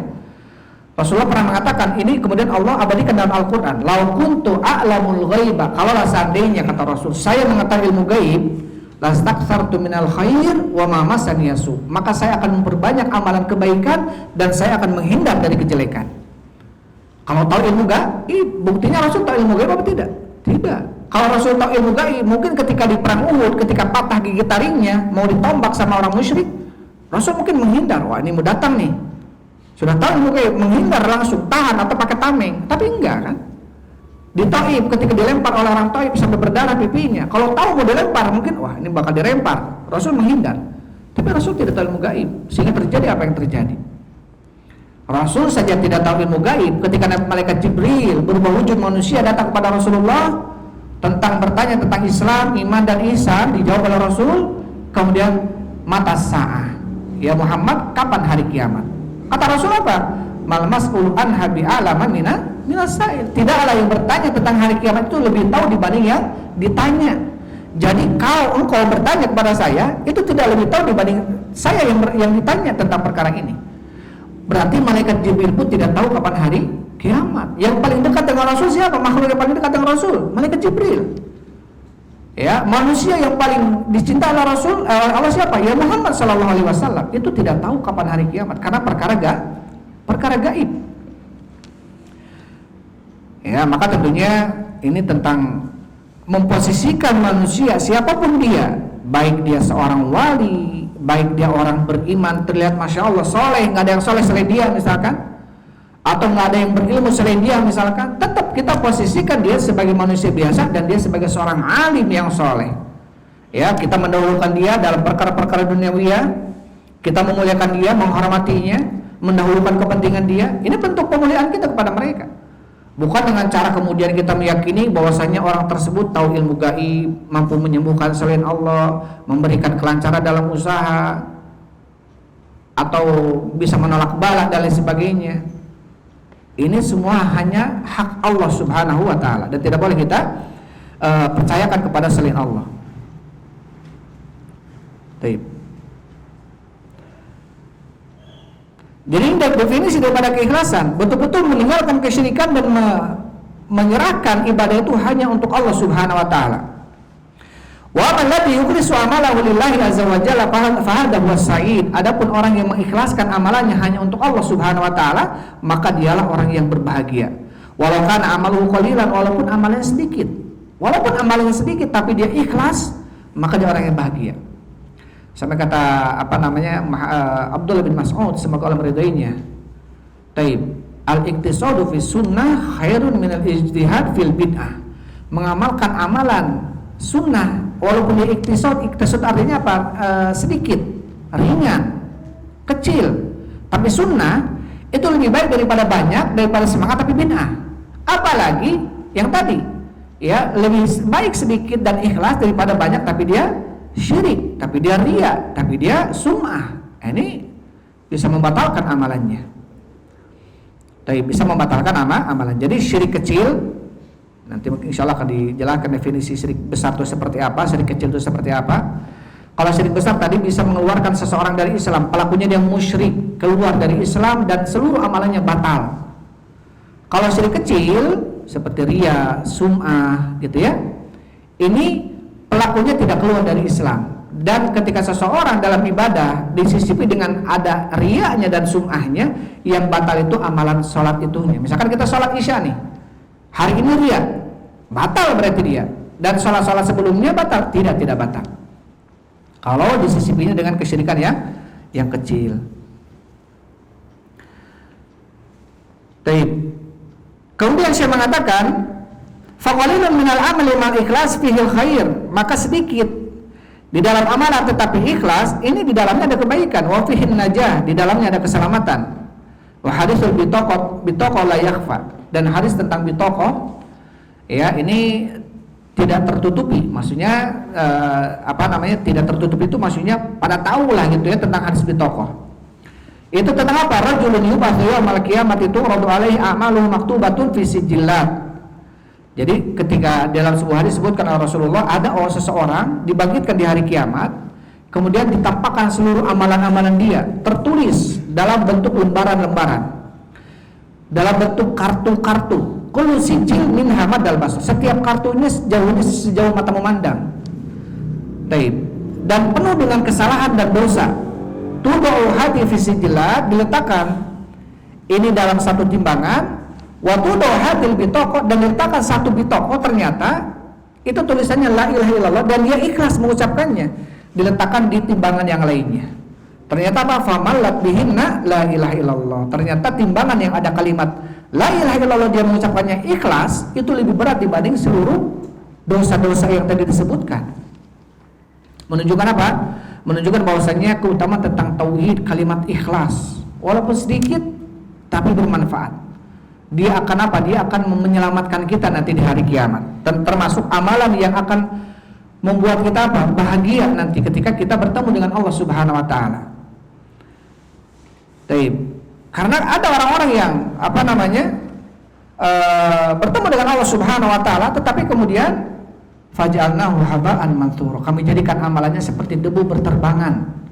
Ketika apa? Ketika di dunia mengamalkan amalan tersebut dia tidak didasari dengan keikhlasan. Hada wal ikhlasu fa huwa maqala mujarradul lafzi. Ini adalah keikhlasan, bukan hanya diucapkan dengan lafaz saja. Wa inna maqalaha 'arifan bi ma'naha, sesungguhnya dia mengucapkan keikhlasan tersebut, dia mengetahui maknanya. Mu'taqidan bima dalat alaihi, meyakininya, lakinnahu mata qabla an yatamakkana minal amal. Fa kaifa billadzi indahu amalun katsiratun. Jadi dalam hadis tadi dia mengucapkan kalimat la ilaha illallah, hanya satu kalimat diucapkan la ilaha illallah dan dia ikhlas. Amalan yang lainnya seluruhnya maksiat dan dosa. Ya, dan ternyata ketika ditimbang lebih berat la ilaha illallah. Tapi dia mengucapkan dengan ucapannya, dia meyakini dengan hatinya. Tapi dia meninggal sebelum apa? Sebelum beramal dengan amalan soleh. Karena amalannya tadi maksiat semuanya. Fakaifa billadzi indahu a'malun katsiratun sholihatun wa khalisatun liwajhillah. Maka bagaimana dengan orang yang mengucapkan la ilaha illallah dengan ikhlas, kemudian dia punya sholat, punya puasa, punya zakat, punya saum, punya haji, juga ikhlas, tentunya akan lebih bermanfaat. Jadi ketika dihadirkan kepada Allah, dia punya cuma satu saja kalimat la ilaha illallah dan dia ikhlas, itu sangat bermanfaat, apalagi lebih banyak daripada itu, gitu maksudnya. Hadza fihi dilalatun ala anna al-ikhlasa wa in kana qalilan faqad yunjillahu bihi sahibahu. Ini ada pendalilan bahwasanya ikhlas itu walaupun sedikit, maka Allah akan menyelamatkan pemiliknya, pelaku keikhlasan tadi. Wa yukaffiru anhu jami'al dzunuba sayyi'at, dan Allah akan menghapuskan seluruh dosa dan kesalahan. Wa anna idza faqada al-ikhlas fala faidata min kathratil a'mal. Karena sesungguhnya ketika dia hilang keikhlasannya, maka tidak ada faidah ketika banyaknya amalan. Dalam hadis qudsi Allah Subhanahu wa taala berfirman, "Ya ibna Adam, wahai anak Adam, wahai manusia, lau ataytani bi qurabil ardi khataya." Kalau seandainya engkau, kata Allah, menemuiku nanti di hari kiamat membawa seluruh dosa seperti bumi, tapi apa kata Allah? "Tsumma laqitani la tusyrik bi syai'an." Tapi kau menemuiku dalam keadaan tidak mempersekutukan aku dengan sesuatu apapun. Jadi wahai manusia, ketika kamu bertemu dengan aku dan tidak melakukan kemusyrikan, walaupun dosanya sebesar bumi, kata Allah. Apa kata Allah? La ataituka bi qurabiha magfiratan. Aku akan menemuimu membawa sebesar bumi sebagai ampunan, kata Allah Subhanahu wa taala. Jadi walaupun dosa kita besar, yang penting kita bertauhid, insyaallah diampuni oleh Allah Subhanahu wa taala. Sampai pernah Rasulullah sallallahu alaihi wasallam dikatakan, datang padanya malaikat Jibril, "Ya Muhammad, ummatuka yadkhulunal jannah." Ya Muhammad, umatmu itu ya Muhammad, yaitu umat Nabi Muhammad ya, yang bertauhid, yadkhulunal jannah, akan masuk surga. Nabi Muhammad kaget. Wa in zana wa in saraq, walaupun dia berzina, walaupun dia mencuri, walaupun dia mencuri, dia akan masuk surga. Karena umat Nabi Muhammad berarti umat yang bertauhid, ada kalimat ikhlas dalam hatinya, tidak melakukan kesyirikan. Ya, walaupun dia berzina, walaupun dia mencuri, ketika dia mati dan dia belum sempat bertobat dari zinanya, itu masih kemungkinan besar diampuni oleh Allah. Beda apa kalau dia mati dalam keadaan melakukan kesyirikan, tidak bertobat dari kesyirikan, sudah tidak ada ampun bagi dia. Ya, tidak ada ampun bagi orang melakukan kesyirikan dan tidak bertobat kemudian dia mati gitu. Innallaha la yaghfiru an yushraka bihi. Allah tidak akan mengampuni dosa syirik. Wa yaghfiru ma duna dzalika liman yasha. Dan Allah akan mengampuni dosa selain dosa syirik bagi yang dikehendaki oleh Allah Subhanahu wa taala. Jadi kalau Allah menghendaki, Allah akan menghapuskan dosa-dosa seperti zina, mabuk, mencuri dan membunuhnya, yang penting dia bertauhid. Kalau Allah menghendaki, dia dicuci dulu sama Allah Subhanahu wa taala. Tetapi tentunya dikembalikan kepada surga, karena mendapatkan syafaat. Kata Rasul, syafaati li ahlil kabair min ummati. Aku akan memberikan syafaat kepada pelaku dosa besar nanti di hari kiamat. Yang penting dosanya bukan dosa syirik. Yang penting dosanya bukan dosa syirik. Tetapi kemudian tidak boleh kita kemudian bersandar dengan hadis-hadis ini. Kalau begitu yang penting bertauhid saja. Nggak apa-apa kita zina saja. Ya, nggak seperti itu. Karena apa? Karena dosa ini kata Rasul diibaratkan seperti kain putih. Dosa itu seperti titik hitam. Turadul fitanu alal qulub ka'ardil hasiri udan. Jadi ditampakkan kepada manusia fitnah itu, dosa itu seperti apa? Sehelai-helai. Seperti tikar ini kan terdiri dari helai-helai. Enggak langsung ditampakkan semuanya kata Rasul, tapi sehelai-helai. Dosa ini dulu, dosa itu dulu. Faman asyrabah, barang siapa mengamalkan fitnah tadi, dosa tadi, nukita fihi nuktatun sauda, akan ditorehkan dalam hatinya tinta hitam. Ketika makin banyak itu amalan dosanya, dia apa? Tintanya makin hitam, makin banyak dia. Kalkuzil muzakhiyah, seperti teko yang dibalik. Akhirnya apa? Ketika seperti teko yang dibalik, la yarifuna ma'rufan wa yunkiruna munkar. Dia tidak mengetahui yang ma'ruf, tidak mengingkari kemungkaran. Ketika apa? Ketika banyak dosanya. Dan ini dikhawatirkan, jangan sampai kita merasa aman dari makar Allah Subhanahu wa taala. Ya, fi qulubihim marad fazadahumullahu marad. Dalam hati mereka ada penyakit, Allah tambahkan penyakit, bukan Allah sembuhkan. Ini yang ditakutkan. Ya, falamma azabu azaballahu qulubahum. Ketika mereka melenceng, bukan Allah kembalikan, tapi azaballahu qulubahum. Allah lencengkan hati mereka. Ini yang khawatirkan. Ini yang perlu kita takutkan. Jadi berupaya seorang yang bertauhid itu dia akan berupaya bagaimana agar tidak melakukan dosa dan maksiat. Ini seseorang yang bertauhid. Insyaallah nanti ada penjelasannya ya. Baik, ikhwan wa akhwati fillah habibakumullah. Ya, sepertinya akan kemalaman kalau kita lanjutkan sampai beres. Di sini kita berarti sampai poin pertengahan dari aslul awal ya. Dari aslul awal tentang dasar yang pertama, pondasi yang pertama adalah kita betul-betul menyerahkan seluruh amalan kita hanya untuk Allah Subhanahu wa taala. Baik. Ini mungkin yang bisa disampaikan untuk pertemuan kali ini, dan kita berarti sampai wa bayan mudiddihi alladhi huwa syirku billah. Dan penjelasan dari kebalikan tauhid adalah kesyirikan kepada Allah Subhanahu wa taala. Seseorang pentingnya mempelajari tauhid sama sebagaimana pentingnya mempelajari kesyirikan. Jadi mempelajari kesyirikan itu penting, bukan kita terjatuh kepada kesyirikan, bukan. Kata para ulama, araftu syarra la li syarri lakin li tauqi. Wa man lam ya'rifi syarra minal khairi waqa'a fi.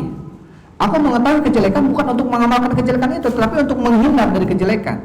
Barang siapa yang tidak mengetahui kejelekan dari kebaikan, dia akan jatuh kepada kejelekan tersebut. Jadi selain kita mempelajari tauhid, pentingnya juga kita mempelajari kesyirikan. Apa saja sih yang termasuk syirik gitu. Karena banyak kemudian orang-orang jatuh kepada sebuah kesyirikan, dia nggak sadar itu syirik. Seperti bersumpah dengan nama selain Allah, demi Allah demi Rasulullah, saya mah gitu. Itu syirik itu. Karena bersumpah dengan nama selain Allah. Man halafa falyuhlib billah. Barang siapa yang mau bersumpah, maka bersumpahlah dengan nama Allah. Al asyrak, atau dia musyrik karena jatuh kepada sebuah kesyirikan. Tapi banyak yang perlu untuk kita dibahas. Mudah-mudahan Allah berikan kemudahan kita untuk mempelajari kitab tauhid ini. Tapi ikhwan wa akhwat fillah, itu yang bisa disampaikan. Sebelum ditutup mungkin ada yang mau disampaikan. Tafadhol ya, silakan.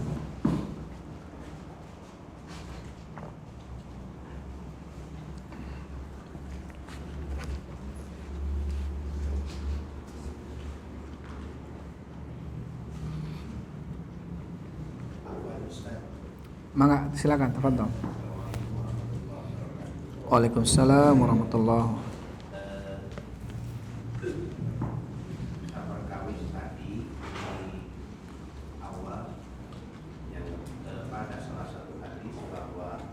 Ketika di Mekah Rasulullah nahaan ziaratul kubur, tetapi ketika sudah hijrah ke Madinah fasuruha, jadi menganjurkan atau disarankan untuk ziarah ke tempat kubur. Yang pertanyaan saya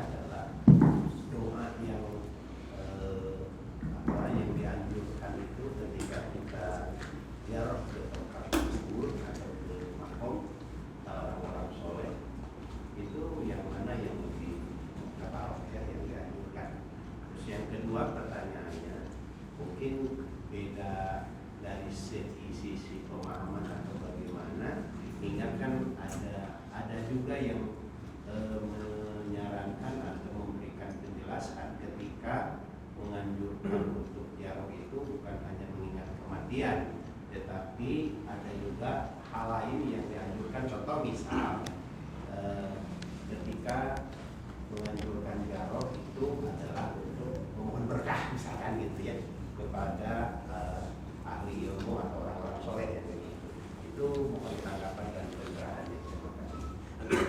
Baik, Masya Allah pertanyaannya. Jazakumullah khair. Tadi pertanyaan pertama disebutkan tentang hadis fazuruha ya, maka ziarahilah. Jadi ini ada kalimat fi'il amr dari Rasulullah, perintah, anjuran bagi kita untuk datang ke kuburan untuk mengingat kematian. Taib. Dan apa yang pertama tadi pertanyaannya, doa yang warid tentang ziarah kubur itu yang datang dari riwayat Muslim tentang doa ini adalah salah satunya Assalamualaikum ya ahlad diyar minal muslimin wal mu'minin wa inna insyaallah bikum lahiqun. Itu salah satu doa yang muktabar. Terus kemudian tadi salah satu ilatnya Rasul menganjurkan kita datang ke kuburan adalah untuk mengingat kematian. Terus bagaimana dengan orang-orang sebagian yang mengambil berkah dari kuburan? Taib, ini mengambil berkah dari kuburan, yang pertama minimalnya saja itu bisa jatuh kepada kebid'ahan. Karena apa? Yang pertama tidak dianjurkan oleh Rasulullah, tidak dicontohkan oleh para sahabatnya. Ini yang pertama, minimal. Yang kedua, bisa jatuh kepada sebuah kesyirikan kalau dia meyakini bahwasanya penghuni kubur ini bisa melakukan sesuatu yang kita minta misalnya. Taib, bisa jatuh kepada sebuah kesyirikan. Apalagi kalau kita meyakini bahwasanya penghuni kubur ini mampu memberikan apa yang kita minta. Ini dikhawatirkan. Rasul Shallallahu Alaihi Wasallam beliau sebelum meninggal beliau meminta kepada Allah dengan doanya, Allahumma la taj'al qabri wasanan yu'badi. Allah, jangan engkau jadikan kuburanku sesembahan yang disembah selain Allah Subhanahu wa taala. Itu pintanya Rasul sallallahu alaihi wasallam, sehingga para ulama mengatakan bahwa saya termasuk ijabahnya Allah terhadap doanya Rasul ini, maka kuburan Nabi ini senantiasa dijaga terus setiap pergantian khadim haramain, penjaga haramain ini dari mulai dulu sampai sekarang gitu ya. Terus bagaimana askar ini menjaga kalau masjid-masjid Nabawi itu agar tidak terjadi kesyirikan di kuburan Nabi Sallallahu Alaihi Wasallam. Jadi tentunya pertanyaan yang tadi disampaikan, apakah terus bagaimana dengan kondisi orang-orang yang mungkin mengambil berkah gitu ya? Ini termasuk salah satu daripada syubhatnya orang-orang musyrik yang terdahulu gitu ya. Ketika mereka diingatkan oleh Rasul tentang tidak boleh datang ke kuburan, tidak boleh meminta di kuburan, atau kemudian mereka menjadikan seseorang penghuni kubur ini seakan-akan mampu memberikan sesuatu kepada mereka. Kemudian apa mereka mengatakan dalam surat Yunus ya? Mereka mengatakan ma na'buduhum illa liqarribuna ila Allahi zulfa. Kami tidak beribadah kepada penghuni kubur. Kami tidak beribadah kepada penghuni kubur. Kami hanya meminta kepada penghuni kubur ini untuk mendekatkan kami dengan Allah sedekat-dekatnya. Ini surat Yunus ya, coba biar ini lebih jelas lagi ayatnya. Ma na'buduhum illa liqarribuna ilallahi zulfa. Kami tidaklah beribadah kepada mereka hanya saja agar mereka ini menjadikan kami lebih dekat kepada Allah Subhanahu wa taala, karena mereka ini orang soleh. Doa kami ini kalau disampaikan oleh mereka, mudah-mudahan dijabah oleh Allah karena mereka orang soleh, adapun saya orang berdosa gitu. Kiasannya seperti itu. Jadi mereka menganggap bahwasanya antara kita dengan Allah seperti antara kita dengan para raja yang harus ada perantara-perantaranya. Padahal kita minta langsung sama Allah Subhanahu wa taala. Enggak perlu kita datang ke kuburan yang dianggap orang soleh atau nabi misalkan sekalipun. Tapi kita minta ampunan kepada Allah langsung gitu ya. Ya mana buduhum illa liqarribuna ilallahi zulfa. Ya taib. Ini salah satu ayat-ayat yang kemudian Allah Subhanahu wa taala sebutkan termasuk syubhatnya orang-orang musyrikin terdahulu ya.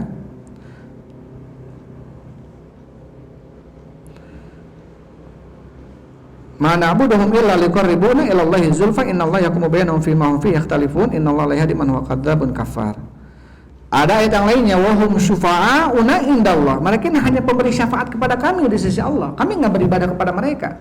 Penghuni kubur ini orang soleh, kami hanya menginginkan mereka ini menjadi syafaat kami di sisi Allah. Ini syubhat juga ya, ini juga syubhat. Tentunya kenapa? Karena yang syafaat ini di hari kiamat nggak bebas kita memberikan syafaat kepada orang lain. Harus ada apa? Harus ada izin dari Allah. Taib. Man dzalladzi yashfa'u indahu illa bi'izni. Tidak ada seorang pun yang memberikan syafaat di sisinya kecuali dengan izin dari Allah Subhanahu wa taala. Jangankan kita, Rasul saja. Itu kapan ketika minta berikan syafaat? Ketika Rasul menyungkur sujud, kemudian berzikir kepada Allah, memuji Allah Subhanahu wa taala, kata Allah akhirnya apa? Irfa ra'sak, angkat kepalamu. Satu to, minta akan diberi. Wasfa'tu syafa', mintalah syafaat akan diberikan syafaat. Baru Rasul meminta syafaat. Jadi nggak bebas kemudian orang-orang ya Allah saya akan memberikan syafaat saya untuk orang ini, keluarga saya, nggak bebas. Harus diberikan diuji dulu sama Allah Subhanahu wa taala. Dan kemudian apa? Illa liman irtada. Syafaat tersebut bagi orang yang diridhoi oleh Allah. Nggak bisa kita memberikan syafaat kepada keluarga kita. Misalkan kita masuk surga, mudah-mudahan ya biidznillah. Kemudian kita punya syafaat. Ah, saya pengen syafaat kita ini untuk paman saya. Jelas dia musyrik misalkan. Nggak bisa diterima oleh Allah. Syafaat kita ini yang pertama diberikan izin, yang kedua harus kepada orang yang diridhoi oleh Allah Subhanahu wa taala. Siapa yang diridhoi ini? Orang yang bertauhid. Ya, orang yang mengesahkan Allah Subhanahu wa taala dalam ibadahnya. Jadi itu maksudnya, Ustaz. Jadi minimal bid'ah bisa jatuh kepada kesyirikan kalau meyakini keyakinan yang tadi disebutkan. Taib, Allah alam bissawab ya. Satu lagi boleh? Mau nggak silakan. Kan korelasinya dengan ada hadis juga kita mata tu ada in kotor amalu illa min salasin. Di antaranya salah satunya adalah awawalatun sholihun yad'ulah. Ketika kita menghadiri atau berzuhur ziarah ke orang tua kita yang sudah wafat, gitu. Nah, itu doa yang mana yang mesti kita yang abal juga gitu yang gimana untuk orang tua kita aja, atau kita misalkan membaca Al-Qur'an di sana boleh apa tidak gitu kan. Taib. Yang mana yang lebih bagus? Itu aja apa, terima kasih. Taib, barakallahu fiik. Jadi tentang membaca Al-Qur'an di kuburan, berdoa di kuburan. Ini sebagian memakruhkan kalau kita melihat mazhab Hambali ya, Maliki. Tapi kalau mazhab Syafi'i kayak Imam Nawawi itu membolehkan. Imam Nawawi itu membolehkan dalam beberapa kitabnya. Salah satunya Al-Majmu' ya kalau nggak salah, ataupun Syarah Muslim Al-Muhadzab, Syarah Muslim itu beliau menyebutkan tentang bolehnya membaca Al-Qur'an di kuburan atau mendoakan orang tua di kuburan. Tentunya kita mendoakan orang tua lebih baik di waktu-waktu yang mustajab, di tempat-tempat yang mustajab. Dan ini dianjurkan dan diperintahkan, bahkan dicontohkan oleh Rasul sallallahu alaihi wasallam di sepertiga malam terakhir ya. Kemudian di antara azan dan iqamat, kemudian apalagi di tempat mustajabah seperti di Arafah, seperti di Mina, di Muzdalifah. Ini tempat-tempat yang mustajabah. Lebih baik dan lebih utama untuk kita panjatkan doa tersebut untuk orang tua kita. Kalau kita melihat kepada perselisihan tersebut, tentunya masing-masing mempunyai akwal ya, mempunyai qaul ya tentang hal itu. Kalau kita mau kembali kepada asal dan dasarnya, apakah ini dilakukan oleh Rasul, para sahabat, ini yang menjadi permasalahan gitu ya. Jadi kalau kita melihat kepada apa yang dilakukan, ini dilakukan nggak oleh Rasul, oleh para sahabat? Ini tidak dilakukan oleh Rasul dan para sahabatnya. Tetapi mazhab Syafi'iyah membolehkan. Tapi membolehkan pun tentunya tidak kemudian bermudah-mudah di dalamnya. Akhirnya mau mengadakan upacara-upacara di kuburan ya, ataupun bahkan mengagungkan kuburan, membangun kuburan yang jelas-jelas dilarang oleh Rasul sallallahu alaihi wasallam. Doa pun mungkin hanya sebatas mendoakan saja, maka kalau kita melihat terhadap mazhab Syafi'iyah, maka insya Allah tidak apa-apa, hanya mendoakan misalkan Allah magfirli wali walidayya warhamhuma kama rabbayani shaghira. Ya, kalau kita melihat pendapat Syafi'iyah, maka beliau melihat dan ini perkara yang tidak mengapa. Tetapi kalau kita melihat mazhab-mazhab yang lainnya, ada yang memakruhkan hal ini ya. Wallahu a'lam bishawab. Baik, barakallahu fiik. Baik. Mangga silakan. Assalamualaikum warahmatullahi wabarakatuh. Beberapa tahun yang lalu kakek dari istri saya meninggal di lembur situ. Nah, memang usianya sudah tua sekali. Sudah berapa waktu saya foto, pada saat itu saya foto dan dikirim di grup keluarga. Itu ada adik ipar saya yang memperlihatkan foto saya itu, foto si kakek itu ke Ustadz di Kuningan sana. Terus masih tahu saya itu ada isinya, ada yang mendampinginya. Nah akhirnya memang ada beberapa orang yang ingin mengusir itu nggak bisa. Sampai di atas rumah tuh suka ada suara-suara ngomong gitu kan. Nah akhirnya si Ustadz yang dari Kuningan dari itu didatangkan ke sana untuk mengusirnya, sampai divideoin sama ayah itu kan. Ya gitulah gitu kan, uang lah gitu depan itu. Terus dia ngomong tungguin aja paling 2-3 hari lagi gitu, wafatnya. Dan memang kejadian kalau nggak salah 2 atau 3 hari dari itu wafatnya gitu kan. Nah, bagi kita kan memang nggak percaya ya seperti itu kan, tapi si Ustadz itu adanya dia bisa melihat dari foto itu, dia bisa melihat gitu kan. Nah itu gimana itu kan berhubungan dengan masalah gaib. Tadi kan syirik tadi. Taib. Enggak, kita harus beriman kepada gaib. Ada makhluk selain kita, ada jin, kita harus beriman kepada jin. Ada makhluk gaib, ya. Bahkan Rasulullah SAW pernah mendakwahi jin, ya. Dalam surat Al-Ahqaf, ya, Allah Subhanahu wa taala berfirman tentang bagaimana jin menerima dakwah Rasul sallallahu alaihi wasallam. Bahkan Rasulullah berdakwah kepada jin. Ya ayyuhal jin, surat Al-Ahqaf kita bacakan, ya. Jadi intinya kita harus beriman ada makhluk selain kita, yaitu jin. Tapi apakah kemudian kita harus percaya dengan kondisi seperti itu? Karena itu masalah gaib, ya. Kadang-kadang kita memang terlihat oleh foto ada sosok itu, tapi mata kita nggak bisa melihatnya. Karena inilah kondisi yang Allah Subhanahu wa taala jadikan bagi kita. Dalam surat Al-A'raf Allah berfirman, innahu yarakum min haitsu la tarawnahum. Sesungguhnya mereka, jin itu bisa melihat kalian dari sisi yang kalian tidak bisa melihat mereka. Jadi kalau kata para ulama, jin itu bisa melihat kita, tapi kita nggak bisa melihat mereka. Terus ada orang-orang yang bisa melihat jin, itu pun ilham pemberian dari Allah Subhanahu wa taala. Bukan kita upayakan bagaimana kita coba amalkan ini, amalkan itu biar bisa lihat jin. Bukan begitu. Karena dikhawatirkan apa? Ada tolong-menolong dengan jin. Karena kalau ada tolong-menolong dengan jin, dikhawatirkan jin itu biasanya memberikan syarat-syaratnya sesuatu yang diingkari oleh Allah. Wa annahu kana rijalun minal insi ya'udzuuna birijalin minal jinni fazaduhum rahaqa. Sesungguhnya ada sekelompok laki-laki dari kalangan manusia meminta perlindungan kepada jin, sekelompok laki-laki dari kalangan jin. Apa kata Allah? Fazaduhum rahaqa. Tetapi bertambah kepada mereka dosa ataupun rahaqa ini ya kecelakaan atau dosa gitu, ya. Ayat ini menjelaskan tentang tidak boleh kita bertawun dengan jin. Tidak boleh kita bertawun dengan jin. Adapun kalau kita sesaat kadang-kadang lihat kemudian enggak lagi, itu mah hal biasa saja, enggak apa-apa. Kita cukup imani saja. Cukup imani saja. Terus kemudian dengan kejadian kakeknya tadi, ya. Intinya apa? Intinya tentang permasalahan gaib. Kita cukup mengimani makhluk gaib itu ada. Terus kondisinya jangan sampai kita mengkufuri itu karena memang ada makhluk gaib. Ya. Terus bagaimana dengan kita harus percaya dengan itu enggak? Ya kalau memang kita melihat sosoknya dan ada, percaya sudah percaya saja, nggak apa-apa. Ya, ada orang mungkin bisa melihat, ada orang lain nggak bisa melihat. Dan ini banyak teman-teman yang ketika di Yaman gitu, ya, memang Allah kasih dia bisa melihat jin, tapi sesaat gitu. Kadang-kadang melihat toh, ini ada penghuninya di sini katanya. Udah tahu kayak gitu, ya memang jin mungkin di mana-mana, ya. Pernah Syekh Muqbil rahimahullah ta'ala menurut para tulab kudama dulu, Syekh Muqbil itu kadang-kadang ketika di markisnya, ketika di darasnya, pelajarannya kadang-kadang sesaat memanggil para jin, dakwahi jin untuk kembali kepada Allah, untuk bertakwa kepada Allah Subhanahu wa taala. Bahkan dipanggil ya ayyuhal jin. Padahal nggak kelihatan jinnya di mana. Ya tentunya insya Allah jin berada di sekitar kita, yang kita nggak tahu gitu. Kita imani saja.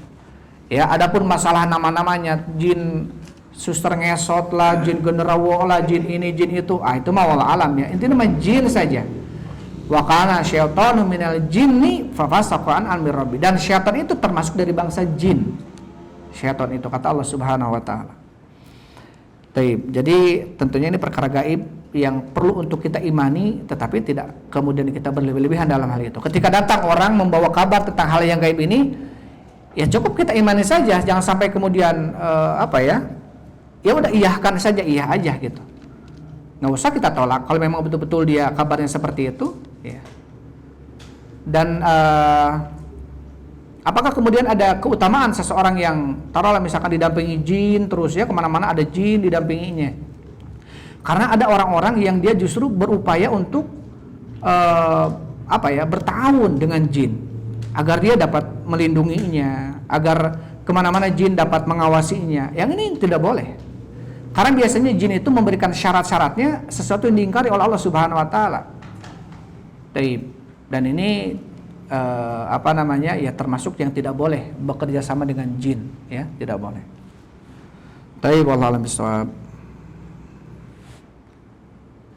Ini ada pertanyaan terakhir ya.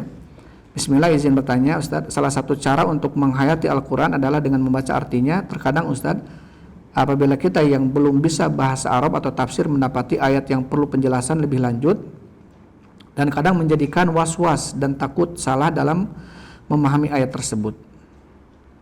Apakah membaca terjemahan langsung direkomendasikan Ustadz bagi seorang awam bahasa Arab dan tafsir? Terima kasih. Direkomendasikan, sangat direkomendasikan. Jadi yang kita baca ini alif lam mim dzalikal kitabul la raiba fihi. Udah terus misalkan baca. Kita nggak tahu alif lam mim dzalikal huda itu apa artinya, nggak tahu. Jadi nggak mengambil ilmu dari apa yang kita baca. Tapi kalau kita sambil baca artinya, oh itulah kitab yang tidak ada keraguan di dalam. Oh berarti Quran ini nggak ada keraguan di dalamnya. Satu huruf dalam Al-Quran itu semuanya benar dari Allah. Jangan sampai kita ragu tentang kabar yang datang dari Al-Quran. Karena apa? Termasuk kandungan ayat ini apa? Harus beriman kepada gaib. Alladzina yu'minuna bil ghaib. Ya, beriman kepada gaib. Ya tentunya sangat dianjurkan sekali seseorang memahami Al-Quran walaupun dengan terjemah. Sementara ini dengan terjemah nggak apa-apa. Pahami Al-Quran. Jadi kalau kita baca di rumah Al-Quran, satu lembar misalkan ya sehari atau setiap habis sholat, sebaiknya baca juga terjemahannya. Biar kita paham apa yang kita baca ini, kita paham. Apa yang Allah inginkan, apa yang Allah perintahkan gitu ya. Taib. Allah a'lam bishawab. Itu mungkin ya yang bisa disampaikan. Semoga apa yang disampaikan tadi bisa bermanfaat bagi kita semua. Allah a'lam bishawab. Walhamdulillah wassalatu wassalamu ala Rasulillah. Subhanakallahumma rabbana wa bihamdik asyhadu an la ilaha illa anta astaghfiruka. Assalamualaikum warahmatullahi wabarakatuh.